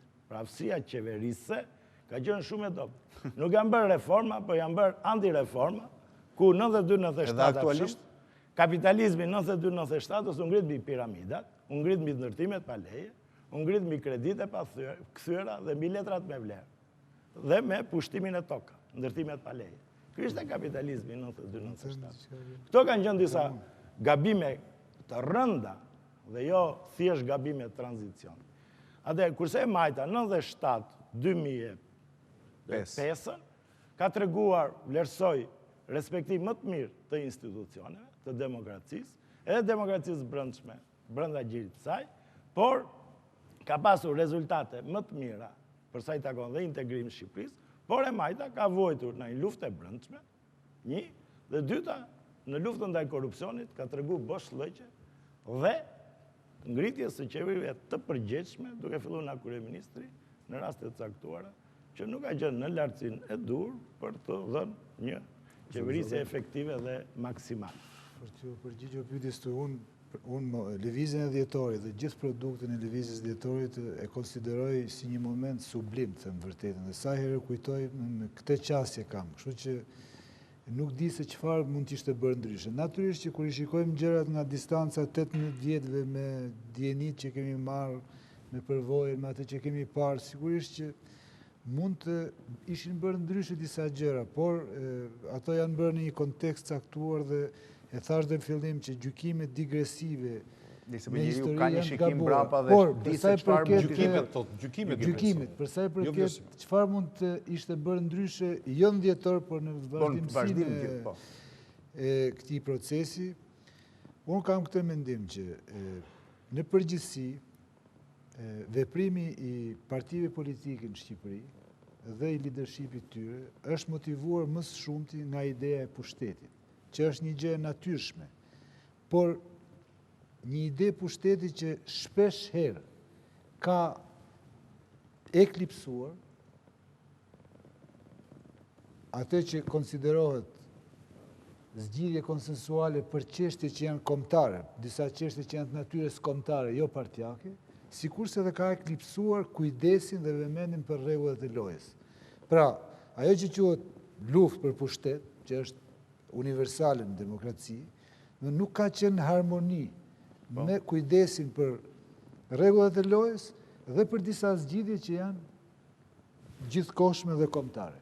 Ky ekuilibër besoj se duhet gjendet qoftë edhe duke nxjerrë mësime nga psimet. Konkretisht për shembull, Unë kam shkruar për zgjedhjet e vitit 2006, po me qenë se këtu jemi në një debat dhe po flitet më shumë për këtë pjesën tonë, ne kemi 3 palë zgjedhje pas vitit 2000, të cilat kanë qenë një farsë e vërtet në Shqipëri, dhe sërish është manifestuar një farsë e vërtet, farsë me listat, farsë me përdorimin e policisë, farsë me përdorimin e parasë. Krejt e kundër. Absolutisht. Po kështu quha krejt. Një minutë. Unë që them këtë Skënder, farsë kanë qenë 96. Unë kam shkruar për 96-ën, kam shkruar një libër, dhe unë jam, po e them tani duke dal pak nga modestia, që jam një nga njohësit më të mirë jo të sistemeve, po të ngjarjeve që shoqërojnë zgjedhjet. Dhe i kam dokumentuar. Duket se gjithmonë vjen rrotull vetëm për zgjedhjet. Dua të ilustroj këtë gjë që defektin, nëse ka vlerë kjo edhe për një vështrim perspektiv. Defekti është që ideja e pushtetit i rrëmben më shumë se sa duhet, dhe është shenjë një pjekurie të një klase politike që arrin të vendosë ekuilibër midis nevojës për të marrë pushtetin dhe ruajtjes së një komunikimi me opozitën për çështjet e energjisë, për shembull. Unë jam shumë dakord që është e domosdoshme që opozita dhe mazhoranca në Shqipëri të kenë një strategji të përbashkët. Po pse jo për pronat? Dhe për pronat gjithashtu. Për kontrollin e territorit, po pse jo për legalizimin? Këto janë pra çështje madhore, të cilat duke u afruar zgjedhjeve traskurohen. Por themelore për mua ngelet gjithnjë respektimi i rregullave të lojës. Rregullat e lojës janë të njëjtat për gjithë, rregullat e lojës nuk i nënshtrohen logjikës së shumicës dhe pakicës, ato janë rregulla loje për çdo që do të futet në fushën e lojës, dhe mendoj se është në shëndetin e demokracisë së shqiptare që të manifestoj respekt maksimal për rregullat e lojës politike. Mendoj se këto mund të ishin bërë më mirë, dhe kjo është një klasë politike që vazhdon këtu, nuk është, po kjo klasë politike ka arsye për mirësim. Po, që mund të ishe bërë më mirë që nga jo? Tani ne mund të flasim për mënyrën se si partitë shqiptare qofshin në të majtë në djathtë, u sollën keq me sistemin, apo nuk kishin njohuritë e duhura se si sillet një parti politike brenda një sistemi pluralist. Po kryesorja mbetet që mbas 18 vjetësh në përgjithësi duhet thënë që çështjet që partitë politike që u krijuan në vitin 91, në të majtë apo në djathtë, akoma si kanë zgjidhur sot. Dhe kryesorët janë, besoj, çështje që kanë bënë në zhvillimin afatgjatë të vendit. S'ka nditur problemin e energjisë, lëvizja dhjetore lindi për shkak të energjisë. Dolën, më fal. Shkëndia. Dolën atë natë ndatë 8 dhjetor duke kërkuar drita apo jo? Nuk po merren me një background më të gjatë. Dolën për kërkuar drita të qytetit studentit. Akoma sot problemi i energjisë është akut. Nuk ka zgjidhur probleme jetike, thash, energjia, pronat, bujqësia, zhvillimi i turizmit, arsimi. Pse? Besoj, këto mund të jenë më mirë preç, po janë çështje të pazgjidhura, çështje që rënojnë shpresën se Shqipëria mund të jetohet mirë akoma sot. Dhe kjo është arsyeja që jemi, Nuk do të ndërpres, po jam i prirur që në diskutim të fusim edhe ndonjë risi. Për shembull, po flasim për energjinë. Nëse ju do na kishit lënë ne në 2005. Po ne kemi fajin për të flasë. Por ne në 2009, edhe nëse sfidoj partitë, edhe nëse nuk fitoj. Po të mbarojmë ose unë po bëj një analizë 18 vjeçare, unë nuk po merr as PD-s. Po të merrem PD-s, për energjinë, nëse po flasim përgjithësi projektet e reja. Unë po them në 18 vjet rutinë. Mberen disa çështje të mbartura nga regjimi i vjetër. Dhe presupozohet që lindën 2 apo 3 parti apo 6 që konkuruan për ta qeverisur Shqipërinë më mirë. Në fakt problemet mbarten pavarësisht se pluralizmi dha shpresë se diçka mund ndryshonte. Natyrisht që ne jetojmë më mirë, por mos harroni që në 18 vjet është vendi i cili prodhon më shumë emigracion. Dhe dini pse? Se jetohet keq. Kush ka emigracion, ka sa ne. Flasim në rajonin tonë. Nuk ikin çekat e polakët e hungarezët siç bëjmë ne. Nëse hapet nesër Shqipëria, siç u hap kur u hap me anije dhe me motobarka, mund të iket edhe 1 milion tjerë. E dini pse se s'ka punë, jetohet keq dhe nuk ka shpresë. Tani nuk po them e keni fajin ju apo ne. Dhe është naive besoj që të më thuash që ne po e zgjidhim energjinë më mirë se privatizuam keshin. Sot Shqipëria nuk ka drita. Mungojnë burimet e energjisë, turizmi mbetet i pa zhvilluar gjithë jugu Shqipërisë, është i virgjër, ka 18 vjet që si investojmë ju. Shkatruam komplet konceptin demografik. Një vetëm vend në botë, besoj, në këto 20 vjet. Po çfarë tani mos flas? Unë nuk po t'akuzoj ty, po flet për 1 minutë. Dakor, ti më fol, ore fol. Do të flas për Saliun tani, po nuk. Unë po flas për një sistem i cili nuk ka prodhuar atë që prisnim. Po bëjmë një debat. Do të them vetëm një gjë, sa për t'ilustruar arsyeën. Po për çfarë më ndërpret, se duhet di arsyeën që më ndërpret. Po të ndërpres për këtë gjë që. Se kjo nuk ka lidhje me ty, ka lidhje me jo për mua, jo. Kur flet për një fenomen, nëse nuk e kanë vazhdimsi për pa dhe risit që kanë lindur, sot jenë rutinë. Unë po them çfarë mungon shqiptarëve, ti thua çfarë keni sjellë. Kush? Në Shqipëri kemi 3 projekte energjetike, të cilat nëse fitoni ju do t'i inauguroni ju. Po them s'ka drita ti thua ka projekte. O zotëri, unë them nuk ka drita ti thua ka projekte. Kjo është një gjë që e kam bërë vetë. Kur kam qenë në pushtet. Kur kam qenë në pushtet dhe ju më thoni s'ka drita, unë thonë ka projekte. Nuk po flas shumë Preç, nuk ka marrë sot socialist këtu. Ka marrë si njëri që në datën 9 apo 10 kur ishim, dolën dhe menduan që ishte pak më mirë. Nuk është shumë më mirë. Edhe si një qytetar i thjeshtë mund të flasësh. Po flas, po flas. Është shumë e rëndësishme të kemi projekte. Këtë dësha të thojë. Vetëm ju keni projekte, po ne nuk kemi drita. Vetëm kaq. Sepse do të thotë se mas 3 vjeç këto projekte do inaugurohen. Po ti kishim pas këto projekte më parë, nuk po vet data. Ne kemi fajin, nuk po të kundërshtoj. Tani po them një gjë, që në përgjithësi klasës politike, se këtu jemi, dhe kjo është tema, i ka munduar një vizion qeverisës i cili ndryshon, po nuk prishet. Pra ndryshon nga një qeveri tjetër, nga e majta në djathën, po nuk prishet dhe nuk zhbëhet. Dhe për këtë arsye, sepse klasa politike e vitit 91, 92, 93 dhe në vazhdim, natyrisht, nuk ka pasur një strategji për ditur se ku do e çonte Shqipërinë. Ku do e çonte? Do bënë një vend agrar, një vend superfuqi energjetike, thotë Saliu sot, një vend ku 1 milion njerëz shkojnë në Evropë, edhe shqyqyr punojnë andaj se këtu nuk ka punë, një vend në cilin 1 milion ka zbritur nga Malësia në jug apo në veri, edhe kanë prishur gjithë mundësim për të pasur një areal i cili mund të zhvillohet dhe mbi cilin mund të ketë investime, dhe këta 1 milion që zbritën i morën pronën 200.000 të tjerëve, dhe ata 200.000 që kishin 50 vjet që priset merrin pronën se kanë marrë akoma. Turizmi e thash një është krejtësisht i pa zhvilluar, një farë bujësie që na jepte një autonomi djathi dhe qumshi akoma se kemi sot. Më qesh sa duash, po ku s'ka marrë për qeshën, kjo është kot. Ti ke as shef kabinet, unë ka marrë si analistu, ose si duash ti. Tani më fal, si njeri i cili jeton keq sot. Mirë, jo, mbarove, thashë mbarove, më fal. U fillova të flas. Pra duhet të them që në pavarësisht nga retushimi që ne mund të bëjmë vetes sot, mund të marrim buskujt dhe të lyhemi sa doni, në përgjithësi Shqipëria nuk është ajo që prisim ne në vitin 91. Tani po të hyjmë se kush e ka fajin, ju më shumë, ne më shumë, apo ne bashkë, ne kemi qeverisë dhe bashkë. Ju të dy keni qenë qeveri tonë apo jo? Të dy keni qenë ministra në qeveri tonë, më fal të mbaroj. Qeveri secili ka bërë pjesën e tij në atë. Po, pra nuk i hyj. Kuptova edhe një herë. Jo, dua të them. Një qeveri ku të mbyllur nga korrupsioni, merr pjesë, jep kontribute. Se korrupsioni kemi pasur vetëm ne, ju që ishin qeveri, s'kishit. Padyshim. Padyshim. Pa le tani mos e sigurt për këtë. Ne ishim korruptuar. Ju i qeverisë me ne, ti dhe Preç ju s'kishit fare. Nëse ke fjalën për. Tani un po them, të lutem. Un po them që në përgjithësi fol mos i batuta nuk e zbusim dot, jo më ndërprer, unë nuk të ndërpreva fare. Unë po them që në përgjithësi e kemi vështirë ta zbukurojmë veten. Mbas 18 vjetësh. Kush më shumë, a kush më pak, unë jam i bindur secili me të vetat, që mbas 18 vjetësh Shqipëria nuk është ajo që prisje ti besoj. Edhe unë vitin 91. Dhe nuk më bind dot për një gjë tjetër, sepse e thash. Ti në fillim the që unë nuk e dija se çfarë do të prisnim, kështu që midis asaj që nuk dija dhe kësaj që shef ta bësh diferencën është e vështirë. Mbas ti reportazhi pesimist. Jo, po flas me ty se unë nuk e dija, po ti e dije.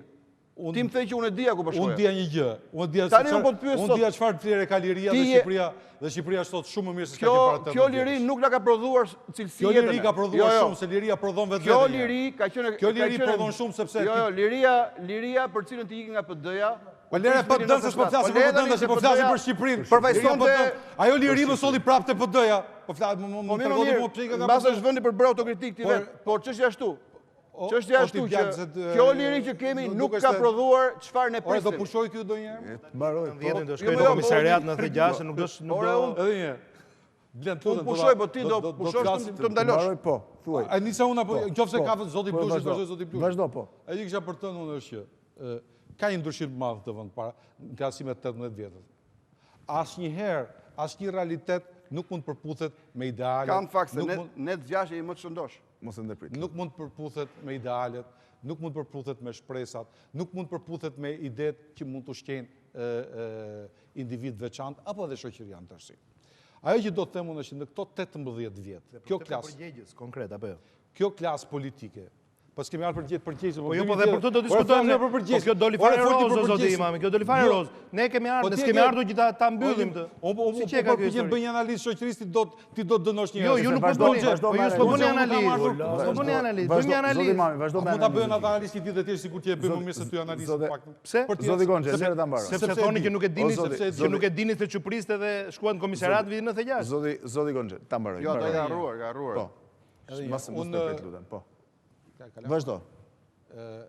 Në këta 18 vjetë Shqipëria, ka bërë një rrugë të gjatë, ku klasa politike në përgjithësi, pra po them, me të mirat dhe të këqijat e saj, e të dyja krave prap, ka lozur një rol të madh për ndryshimin e këtij vendi.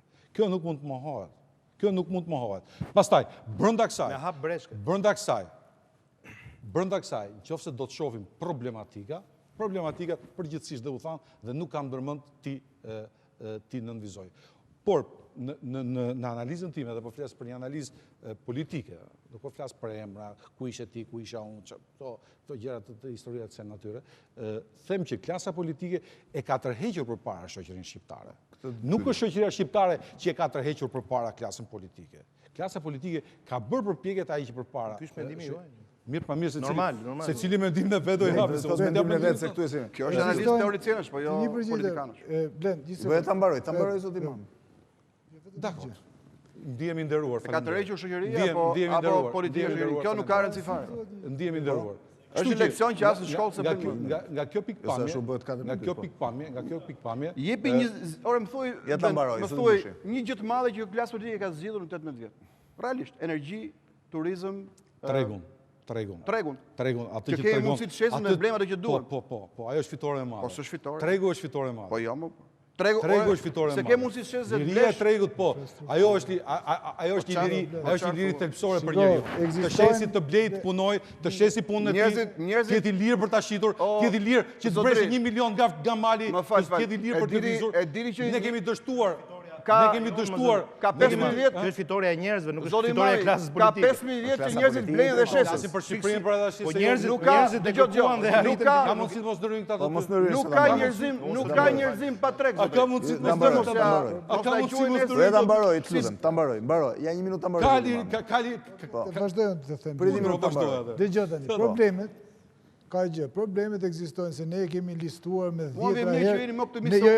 Jo, nuk I kemi listuar, I kemi analizuar me 10 herë në emisione, gjithë këto janë probleme që shoqëria shqiptare I bart I përjeton, ekzistojnë, po ka një evolucion brenda tyre dhe nuk na lejohet që të flasim një lloj, kur ka një evolucion, për shembull.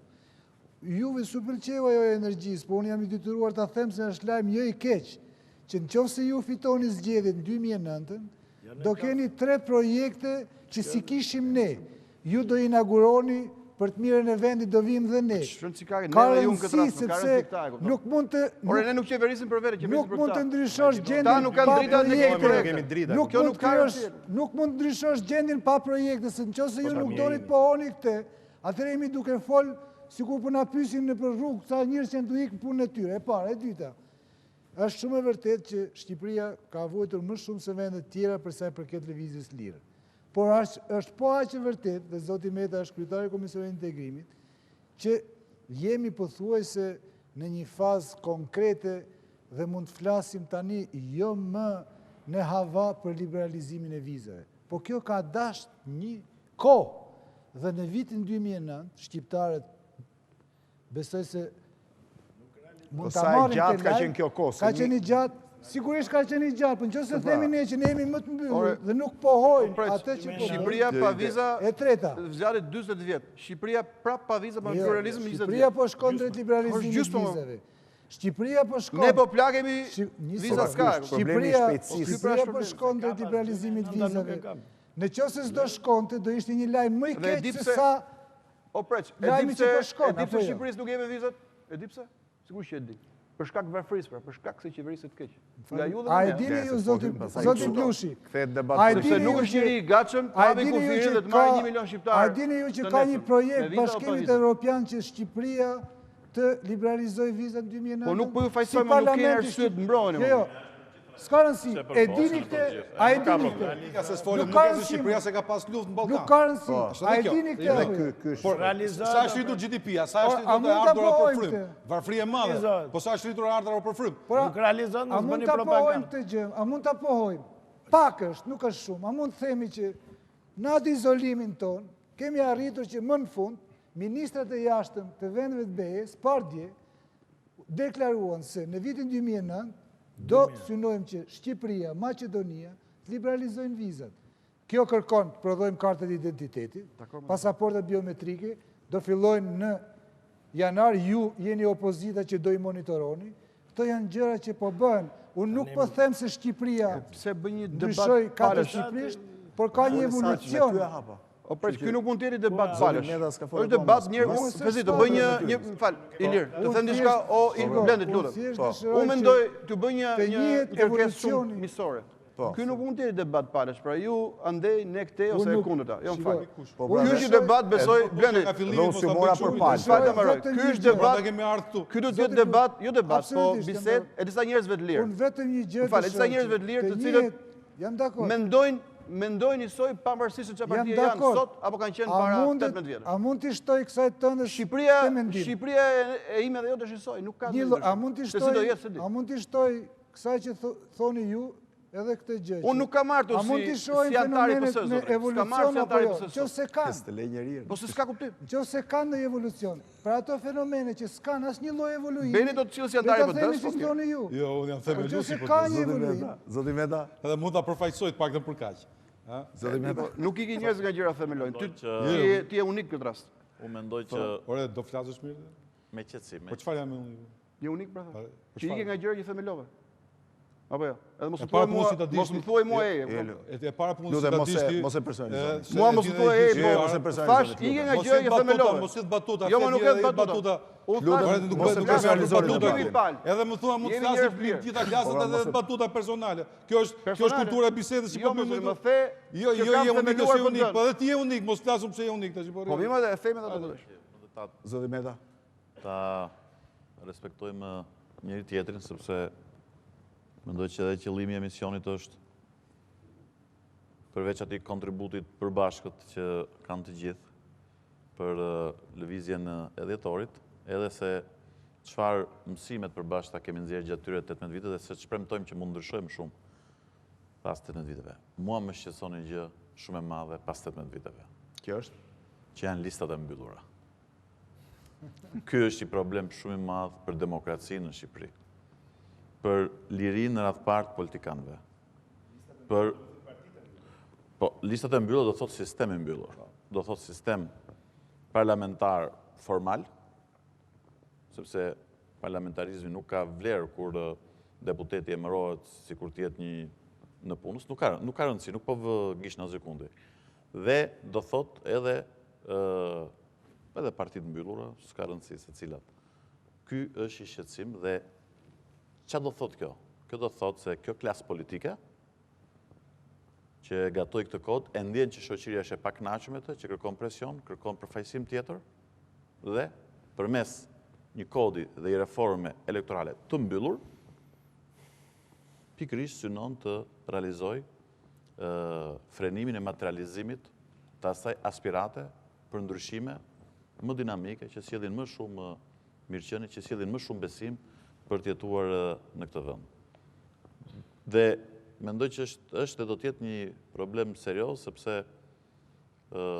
fundit demokracia është parlamentarizëm dhe është përfaqësim i sovranit, gjë që më duket tepër e cënuar me sistemin e ri elektoral në vend, dhe që natyrisht do të kërkojë zgjidhjet e veta, do thosha politike për të balancuar. Ky është një problem. Dhe me që erëm tek, ose po kthehemi tek Dhjetori, ka një shqetësim, ka një frikë nga konkurenca, nga liria për të mbrojtur, po themi, pushtetin apo domenin politik të secilit, dhe dyta, për tek tregu, Shqipëria vërtet ka treg, por ka një treg pa institucione të qëndrueshme, rregullatore, të konkurrencës. Ka i treg i cili ka probleme të mëdha, sikurse është tregu politik me monopole, oligopole, edhe tregu ekonomik, ende është i pastabilizuar. Jo vetëm është i pastabilizuar, por është i treg i cili nuk garanton, do të thosha, një zhvillim ekonomik të vendit vërtet të qëndrueshëm dhe ikosisht nuk është se ka aq liri në treg, sa që themi ne.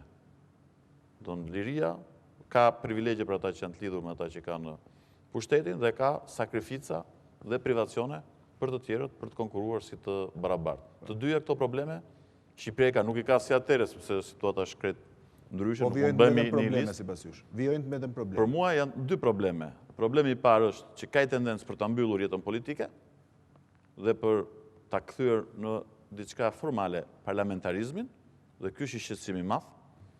Dhe e dyta është që dhe tek tregu kemi probleme të mëdha të i funksionimi. Aktuale vetëm një Gonxhes, mbas po Unë nuk shqetësohem, po mundorin s'ka problem. Studentët bëjnë një pyetje secili. Dy sqarime të vogla. Ajo që unë shoh si problematike ende dhe që mendoj që ka për ta penguar akoma Shqipërinë, që me ritme më të shpejta të jetë një realitet më i mirë për gjithë shqiptarët dhe për fëmijët tanë, sepse është vendi ku kemi lindur dhe është vendi ku do rrisin fëmijët tanë, është që klasa politike në përgjithësi nuk po bën sa duhet për të mos thënë që shpesh pengon që të qarkullohen elitat, që të qarkullohen karrierat, që të ketë prurje të reja në politikë. Po kjo nuk bëhet në bazë të vullneteve personale, kjo nuk bëhet as në bazë të dëshirave apo të genit të njërit apo tjetrit. Kjo duhet bërë në bazë të rregullave. Duhet rritet transparenca, duhet shenjtërohen rregullat që hapin partitë, duhet ketë konkurrencë, duhet ketë mandate të kufizuara, duhet ketë rotacion. Vetëm kjo sjell në një afat të mesëm një përmirësim të ndjeshëm të prurjeve dhe një përmirësim të ndjeshëm të realitetit në Shqipëri. Kjo do rrisi moralin. Kjo është shumë e mundshme, është të paktën shumë herë më e mundshme se sa do bëhet gradualisht. Është të paktën shumë herë më e mundshme se sa një ish shef i Bashkimit të Rinisë Punës Shqipërisë që na binte në derë në vitin 90 për të na marrën polici pasi na filmonin kur ne dilim në janar në bulevard, sot më dalet më spërdridhet më pispilloset si shefi i politikës së re, si një ndër eksponentët apo njerëzit e emuluar të politikës së re. Pra politika e re duhet jetë politikë e re, duhet jetë politikë e njerëzve me moral të ri. Nuk mund të jetë një politikë e njerëzve të cilët kanë qenë bashkëpunëtor, pjesëmarrës, ekzekutor, persekutor të një sistemi i cili mbaroi në vitin 90, në dhjetor vitin 90. Dhe këta njerëz duhet gjejnë moralin të bëjnë një hap mbrapa dhe t'i hapin krahun njerëzve të rinj, në kuptimin e vërtetë së fjalës, mendësive të reja, sepse mendësitë e vjetra na kanë mbajtur më mbrapa. Unë nuk them se ne nuk kemi ecur, por kemi ecur me ritmin e i breshkët. Do të pyesja ç'është politika e re, po dohet më jepje përgjigje. Unë e thash, më shumë se kaq nuk kam ç'a them. Atëherë, sporti publicitar rikthehemi për 5 minutat e fundit ku do të ketë pyetje. Jemi rikthyer sërish për pjesën e fundit të emisioni, po kishit të fillojmë me pyetjen? Roma dhe përshëndetje të gjithëve. Fatos Nëziri nga Universiteti Pranë Tiranës. Kisha dy pyetje, një për zotin Meta dhe një për zotin Gjinushin. Për zotin Meta atëherë. Si e shpjegoni ju triumfin e Nanos dhe të Berishës në jetën politike shqiptare? Madje mund të them më saktë, triumfin e dy fish të Berishës në këtë rast. Ndërsa për Gjinushin, pak më parë këtu tha që, më thonë, problemet që ka sot Shqipëria kanë ardhur si rezultat i mungesës së një konsensusi klasës politike shqiptare. Dhe unë faktikisht kam mendimin që ka patur, më thonë, konsensus, por ajo çfarë vjetër është se ky ka qenë një konsensus thjesht për interesa personale ose vetjake apo partijake, duke lënë mbrëmje interesat kombëtare. Dhe në vazhdim të kësaj, për zotin Gjinushin, mund të thoja që është e qartë, më thonë, që vitet 90, më thonë, u formua një klasë e re politike në dhjetor të 90-s. Por a mendoni se tani ka ardhur koha që disa elemente të kësaj klase politike të sotme shqiptare të vetë largohen nga kjo jetë politike, për shkak se ato nuk i kanë kryer siç duhet detyrat që ata me aq pompozitet ose me aq buj janë ngarkuar vetës në fillim të viteve 90. Faleminderit. Zoti Meta. Po, lidhur me pyetjen tuaj për triumfin e zotit Nano dhe zotit Berisha në jetën politike, mund të them që ata kanë patur një rol kryesor, për arsye se kanë qenë edhe drejtuesit të dy forcave kryesore. Zoti Berisha që nga fillimet e Partisë Demokratike, dhe zoti Nano që nga momenti i ndërrimit apo ndryshimit Partisë Punës në Partisë Socialiste. Që nga qershori 91. Po, dhe ndoj që ky roli tyre ka qenë dhe i diku edhe i natyrshëm, për arsye sepse duke qenë edhe ne si vëndët, thoshëm, përgjithësi të mësuar me njëshin edhe për shkak të sistemit kaluar, ideja për të ndryshuar apo për ta kundërshtuar brenda forcave politike nuk ka qenë aq edhe e fuqishme, po edhe vetë mekanizmat e demokracisë është treguar qartë që nuk kanë funksionuar dhe shpesh kanë dështuar. Ndërsa për këtë të triumfin e dyfisht Berishës, se se kuptoj, që do thot triumfi dyfisht i Berishës? Në rastin e përmbysjes së sistemit komunist, me thonë kemi Arbentin, me thonë si president.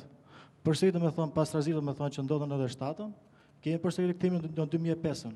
Për 2005-ën? Mund t'i them triumfin dyfisht në këtë rast apo? Po. Bashkë nuk jemi dakord, po unë kështu mendoj. Jo, nuk e kuptova, prandaj. Prandaj kërkova sqarim që t'jam i qartë. Mendoj se fitoria e zotit Berisha në vitin 2005 i dedikohet 100% vetëm politikës gabuar elektorale të leadershipit Partisë Socialiste në atë kohë. Që vetëm për të dëmtuar lëvizjen socialiste për integrim, që ishte krijuar si një forcë e re, ndërtoi megadushkun, i proces trafikimit votave që ishte dënuar në një shkallë shumë të vogël që në 2001, dhe që deformoi votat dhe që praktikisht që hoqi shumë mandate LSI-s dhe u dha partive të tjera. Kjo është sepse në nivel kombëtar votat kanë qenë përgjithësi pro të majtës. Zoti Gjinush. Tani, çështja e parë ngritet ti është konsensuset politike. Sigurisht konsensuse ka pas konsensuse shumë pozitive, ka pas dhe konsensuse që në fakt kanë qenë pazare politike. Të më të mëdhat janë 91-97. Politika shqiptare ka me të dalë, si thuash, mbi kohën, në një farë kuptimi, ka tregu një pjekuri, kur ka bërë zgjidhje politike si 91 edhe 97, për të kaluar traumat të mëdhaja të shoqërisë shqiptare. Madje kjo dhe tregon që konfliktet në Shqipëri kanë qenë më shumë lartë sa poshtë. Pra tek ne, Shqipëria nuk përjetoi një konflikt që erdhi në antagonizmi thellë i ish komunistëve me ish përndjekurit, por erdhi në lojrat politike që u bën në klasa politike lartë. Prandaj dhe unë insistoj në emra konkret si shkaktar të këtij konfliktualiteti. Kështu që a ka ardhur kohë të largohet një pjesë e klasës politike? Po, di që ke merak atë. Por pikërisht konsensuset shpesh, thash kanë qenë dhe pazare institucionale, ose që i kanë kushtuar politikës momentet caktuara, shumë dhe dushku është një formë pazari. Është bërë që në 2001 dhe u sankcionua në kod 2005. Pra është përdorur 2 herë fenomeni dushk, është vënë në emër të konsensualitetit dhe ishte një konsensualitet që pikërisht nuk bëri rotacionin e dur politik. Dhe risodhin pushtet Berishë. Tani përsa i takon koha për larguar, apo 18 vjetë në politik nuk janë shumë. Pra 18 vjetë është një politik mesatare. Pra ndaj dhe Shqipëria do s'do quhet ende në tranzicion. Atëre gjithkush duhet mësoj dhe kjo është një ndër edukata që së shfut Shqipëri, për që s'janë me dëshirë, është doreqë. Doreqja kur dështon. Dhe redhimisht doreqja duhet jetë mekanizmi kryesor i qeverive, ministra dhe kryeministra që dështojnë. Pa bërë histori të gjatë, se s'është një mekanizm që nuk njihet në Shqipëri, dhe i kryetarëve, patjetër, kusar që dështojnë. Dhe ky mekanizm ka funksionuar në Shqipëri, në të majtë ka funksionuar më shumë, në të gjatë s'ka funksionuar, për ishte vërtetës, sepse edhe në këtë periudhë 3 vjeçare qeverise... Se ka dhënë Tritani Doreqja në 97. Po, ishte kryetar partia. Po umbja të e Po mi, po Doreqja. Po ishte kryetar partia Tritani. E urdhroi Saliu. Po mirë. Por mos, kurse e dja në të majtë... Për këtë ka fjallë në ideale. Po jo më, kryeministrat e majtë, unë e thash që kanë dhënë 3 herë Doreqja. 3, 4, 5... E shpjegoj zoti Meta, për shkak të problemeve të brendshme që ka pasur Partia Socialiste. S'ka rëndësi, i ka si inskripcion. Tani dhe këtu, prandaj dhe zgjedhjet duhet jenë lira ndeshme, prandaj dhe duhet funksionoj mekanizmi popull, që ne nuk e prekëm shumë se thamë klasa politike dhe mekanizmi popull është që pikërisht të ditë të protestoj për ngjarje si e Gërdecit, që të çojnë në dorëheqje të atyre që kanë dështuar. Pra dorëheqja dhe vetë largimi është një mekanizëm që duhet ta ushtrojë çdo politikan kur dështon në një mision të caktuar. Dhe Berisha është i pari që duhet. Kam 18 vjet që rrin këtu dhe prapë vazhdojnë. 18, ai ka një 20 capo. Gjithsesi. Unë jam zyrkondisha nga Universiteti i Tiranës, ju lutem. Dhe kisha një pyetje, domethënë kryesisht për këto partinë 91-shit ose të 90-s dhe ato që janë sot në majorancë. A mendoni ju se ka qenë konsensi? Cilin, fal, kujt ja drejton pyetjen? Kryesisht, domethënë për zotin Arben, i cili domethënë pyetja është në këtë kontekst. A mendoni ju se në 90-ën, kur normalisht formuat partinë e re demokratike në atë kohë, duhej pastruar ose spastruar vendi nga mbetje ose nga persona, individ, të cilët po në atë kohë, në 92-93, u futën në politikë. A duhet të hiqeshin ata, pastaj të lindte një parti e re, apo, domethënë, dhe duhet të ndodhte kështu, apo duhet që atë partinë e vjetër që e kishit, ata element që ishin të bëheshin edhe një pjesë aleat tuaj? Për cilën pjesë e ke fjalën për aleat? E kam pjesën aleat, për shembull Gjinushi aleati juaj. Domethënë, shkoj ju priti si student në kratë Ramizit dhe të nesër në bë aleat me ju. Pas natit me Gjinushin, po mos e. Partia Demokratike është munduar. Çfarë do të thosh? Në veçantë. Çdo të thosh? Jo, mesazhi është shumë i qartë. Ju keni, domethënë, në vitin unë studentja. Unë jam student. I Dhjetorit tani, atëherë. Unë jam student i Dhjetorit tani dhe fatkeqësisht ne duhet ishim atje dhe t'jepim opinionin për juve, dhe ju duhet ishit këtu dhe t'na gjojnë me replikat. Së është në një komision e timor. Pa dyshim që ne kemi nevojë të gjojmë gjithmonë. Kjo është e vërtetë. Partia Demokratike përgjithsisht në politikat e saj është përpjekur qoftë në 91, 92 dhe veçantë 2005, po kështu dhe në 2009, të krijojë aleanca sa më të gjera dhe të qëndrueshme për të realizuar ndryshime të nevojshme, të domosdoshme dhe pozitive në këtë vend. Besoj që ne në 90-ën u përpoqëm të jemi të hapur si një front, bile po themi, antikomunist apo demokratik, sepse detyra themelore përpara vendit ishte, po themi, jo më vetëm ngritja e pluralizmit politik, ekzistenca e tij, po edhe çmontimi i sistemit komunist. Në 92-shin ishte një fitore prapë e rëndësishme, me gjithë deviacionet që pati, dhe që nuk ishin thjesht dhe vetëm shqiptare, janë bërë reformat mëdha lidhur me tregun dhe me lirinë e tregut. Probleme kanë pasur institucionet. Për hir të vërtetës, besoj që qeverisja socialiste ka pasur kontribute pozitive në vitet e para të saj, sidomos në raport me institucionet. Arritjet cilat edhe u pervertuan në periudhën e fundit dhe kaluan në faza korrupsioni. Në 2005, Partia Demokratike u përpoq të bëj një koalicion sa më të gjerë të mundshëm, fitoi në ato zgjedhje dhe besoj që po justifikon atë besim që kishte për të shkëputur nga korrupsioni, për ta zgjeruar lirinë e tregut, për të shkëputur me projekte, se pa projekte nuk bëhet, po të kishim projektet përpara do ishim tek tullat tash, nuk kishim projekte, po bëjmë të projektet, po fillojmë të vëmë edhe tullat e para dhe besoj që do t'japin rrugë edhe çështjeve të energjisë, por ndërkohë po ndërtohen rrugë, ndërkohë GDP-ja këtë vit mund të jetë mbi 10% dhe po të jetë GDP-ja mbi 10%. Nuk është diçka që nuk mund të vlerësohet. Skapet 6. Ta sqaroj. Jo, mos e zgjasim. Po besoj që do të vazhdoj në këtë rrugë. Shikoj, e kuptoj që kur s'ju pëlqej, mua s'pëlqej ato që the ti. Po nuk ndalova, ky është një fakt prandaj. Pyetja. Aq më keq për faktin ka thënë një shefi juaj. Është për zotin Blendi, quhem Ilir Metën, Universiteti i Tiranës. Ju pak më parë thatë që neve na përzuan, juve dhe disa kolegë tuaj na përzuan nga Partia Demokratike në çastin e formimit, ose më saktë gjetëm. Unë kam dhënë dorëheqjen vetë, është dorëheqja e parë në janar të 91-shit. Dorëheqja erdhi si pasojë asaj që unë pas brenda. Praktikat që ushtroheshin brenda partisë nuk më shkonin për 7 muaj. Pyetja është, ju luftuat për të rrëzuar sistemin komunist, patët kontributin tuaj në rrëzimin e sistemit komunist. Çfarë ju pengonte ju të luftonit për të liberalizuar Partinë Demokratike dhe për të qenë pjesë e saj, për të pas një garë demokratike brenda saj, që të triumfonin idetë tuaja dhe idealet tuaja që kishit për Partinë Demokratike. Shumë. Shkurtimisht, sepse kjo është një temë shumë e gjerë, meriton ndoshta edhe një libër të tërë, sidomos për jetën time, sepse kam pasur eksperjenca nga më të çuditshme në Partinë Demokratike.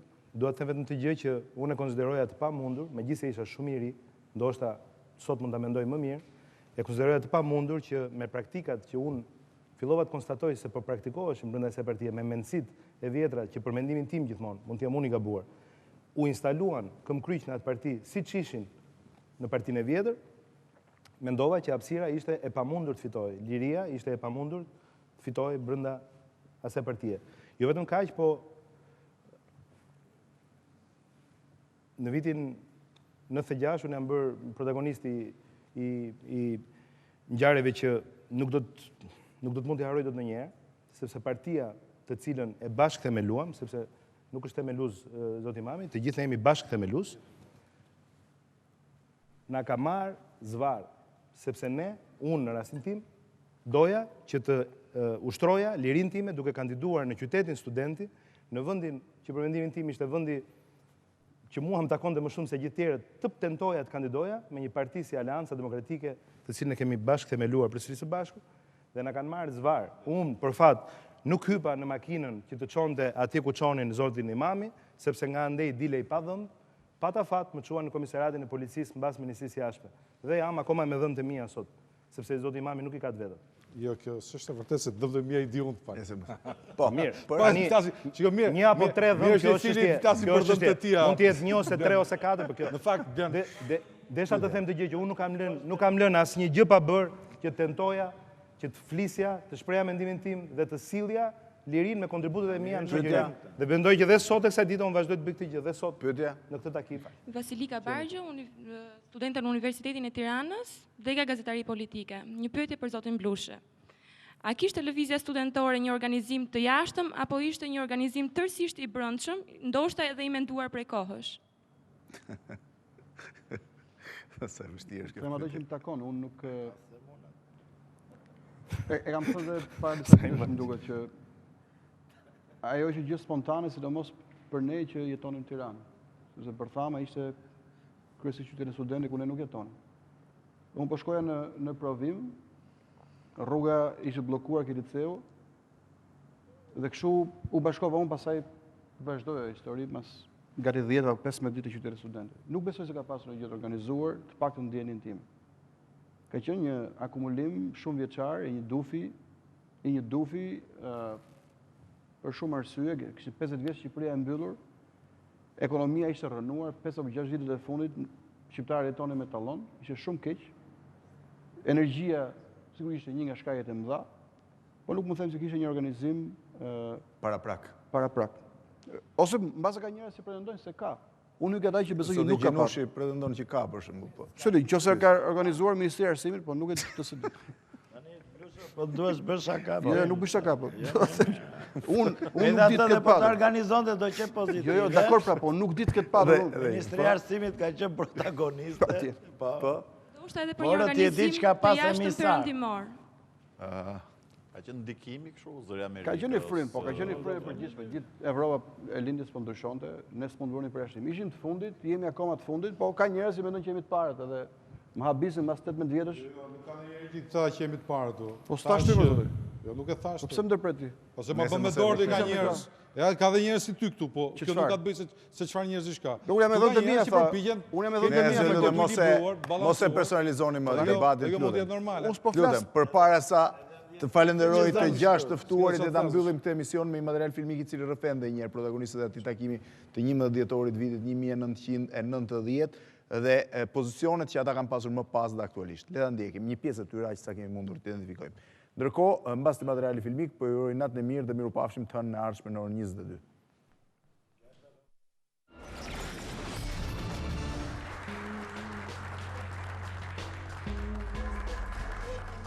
Tefalin Malshiti, 1990, student i Fakultetit të Gjuhëve të Huaja. 2008, emigrant në Itali. Arben Imami, 1990, pedagog në Institutin e Lartë të Arteve. Në vitin 2008, shef kabineti i kryeministrit.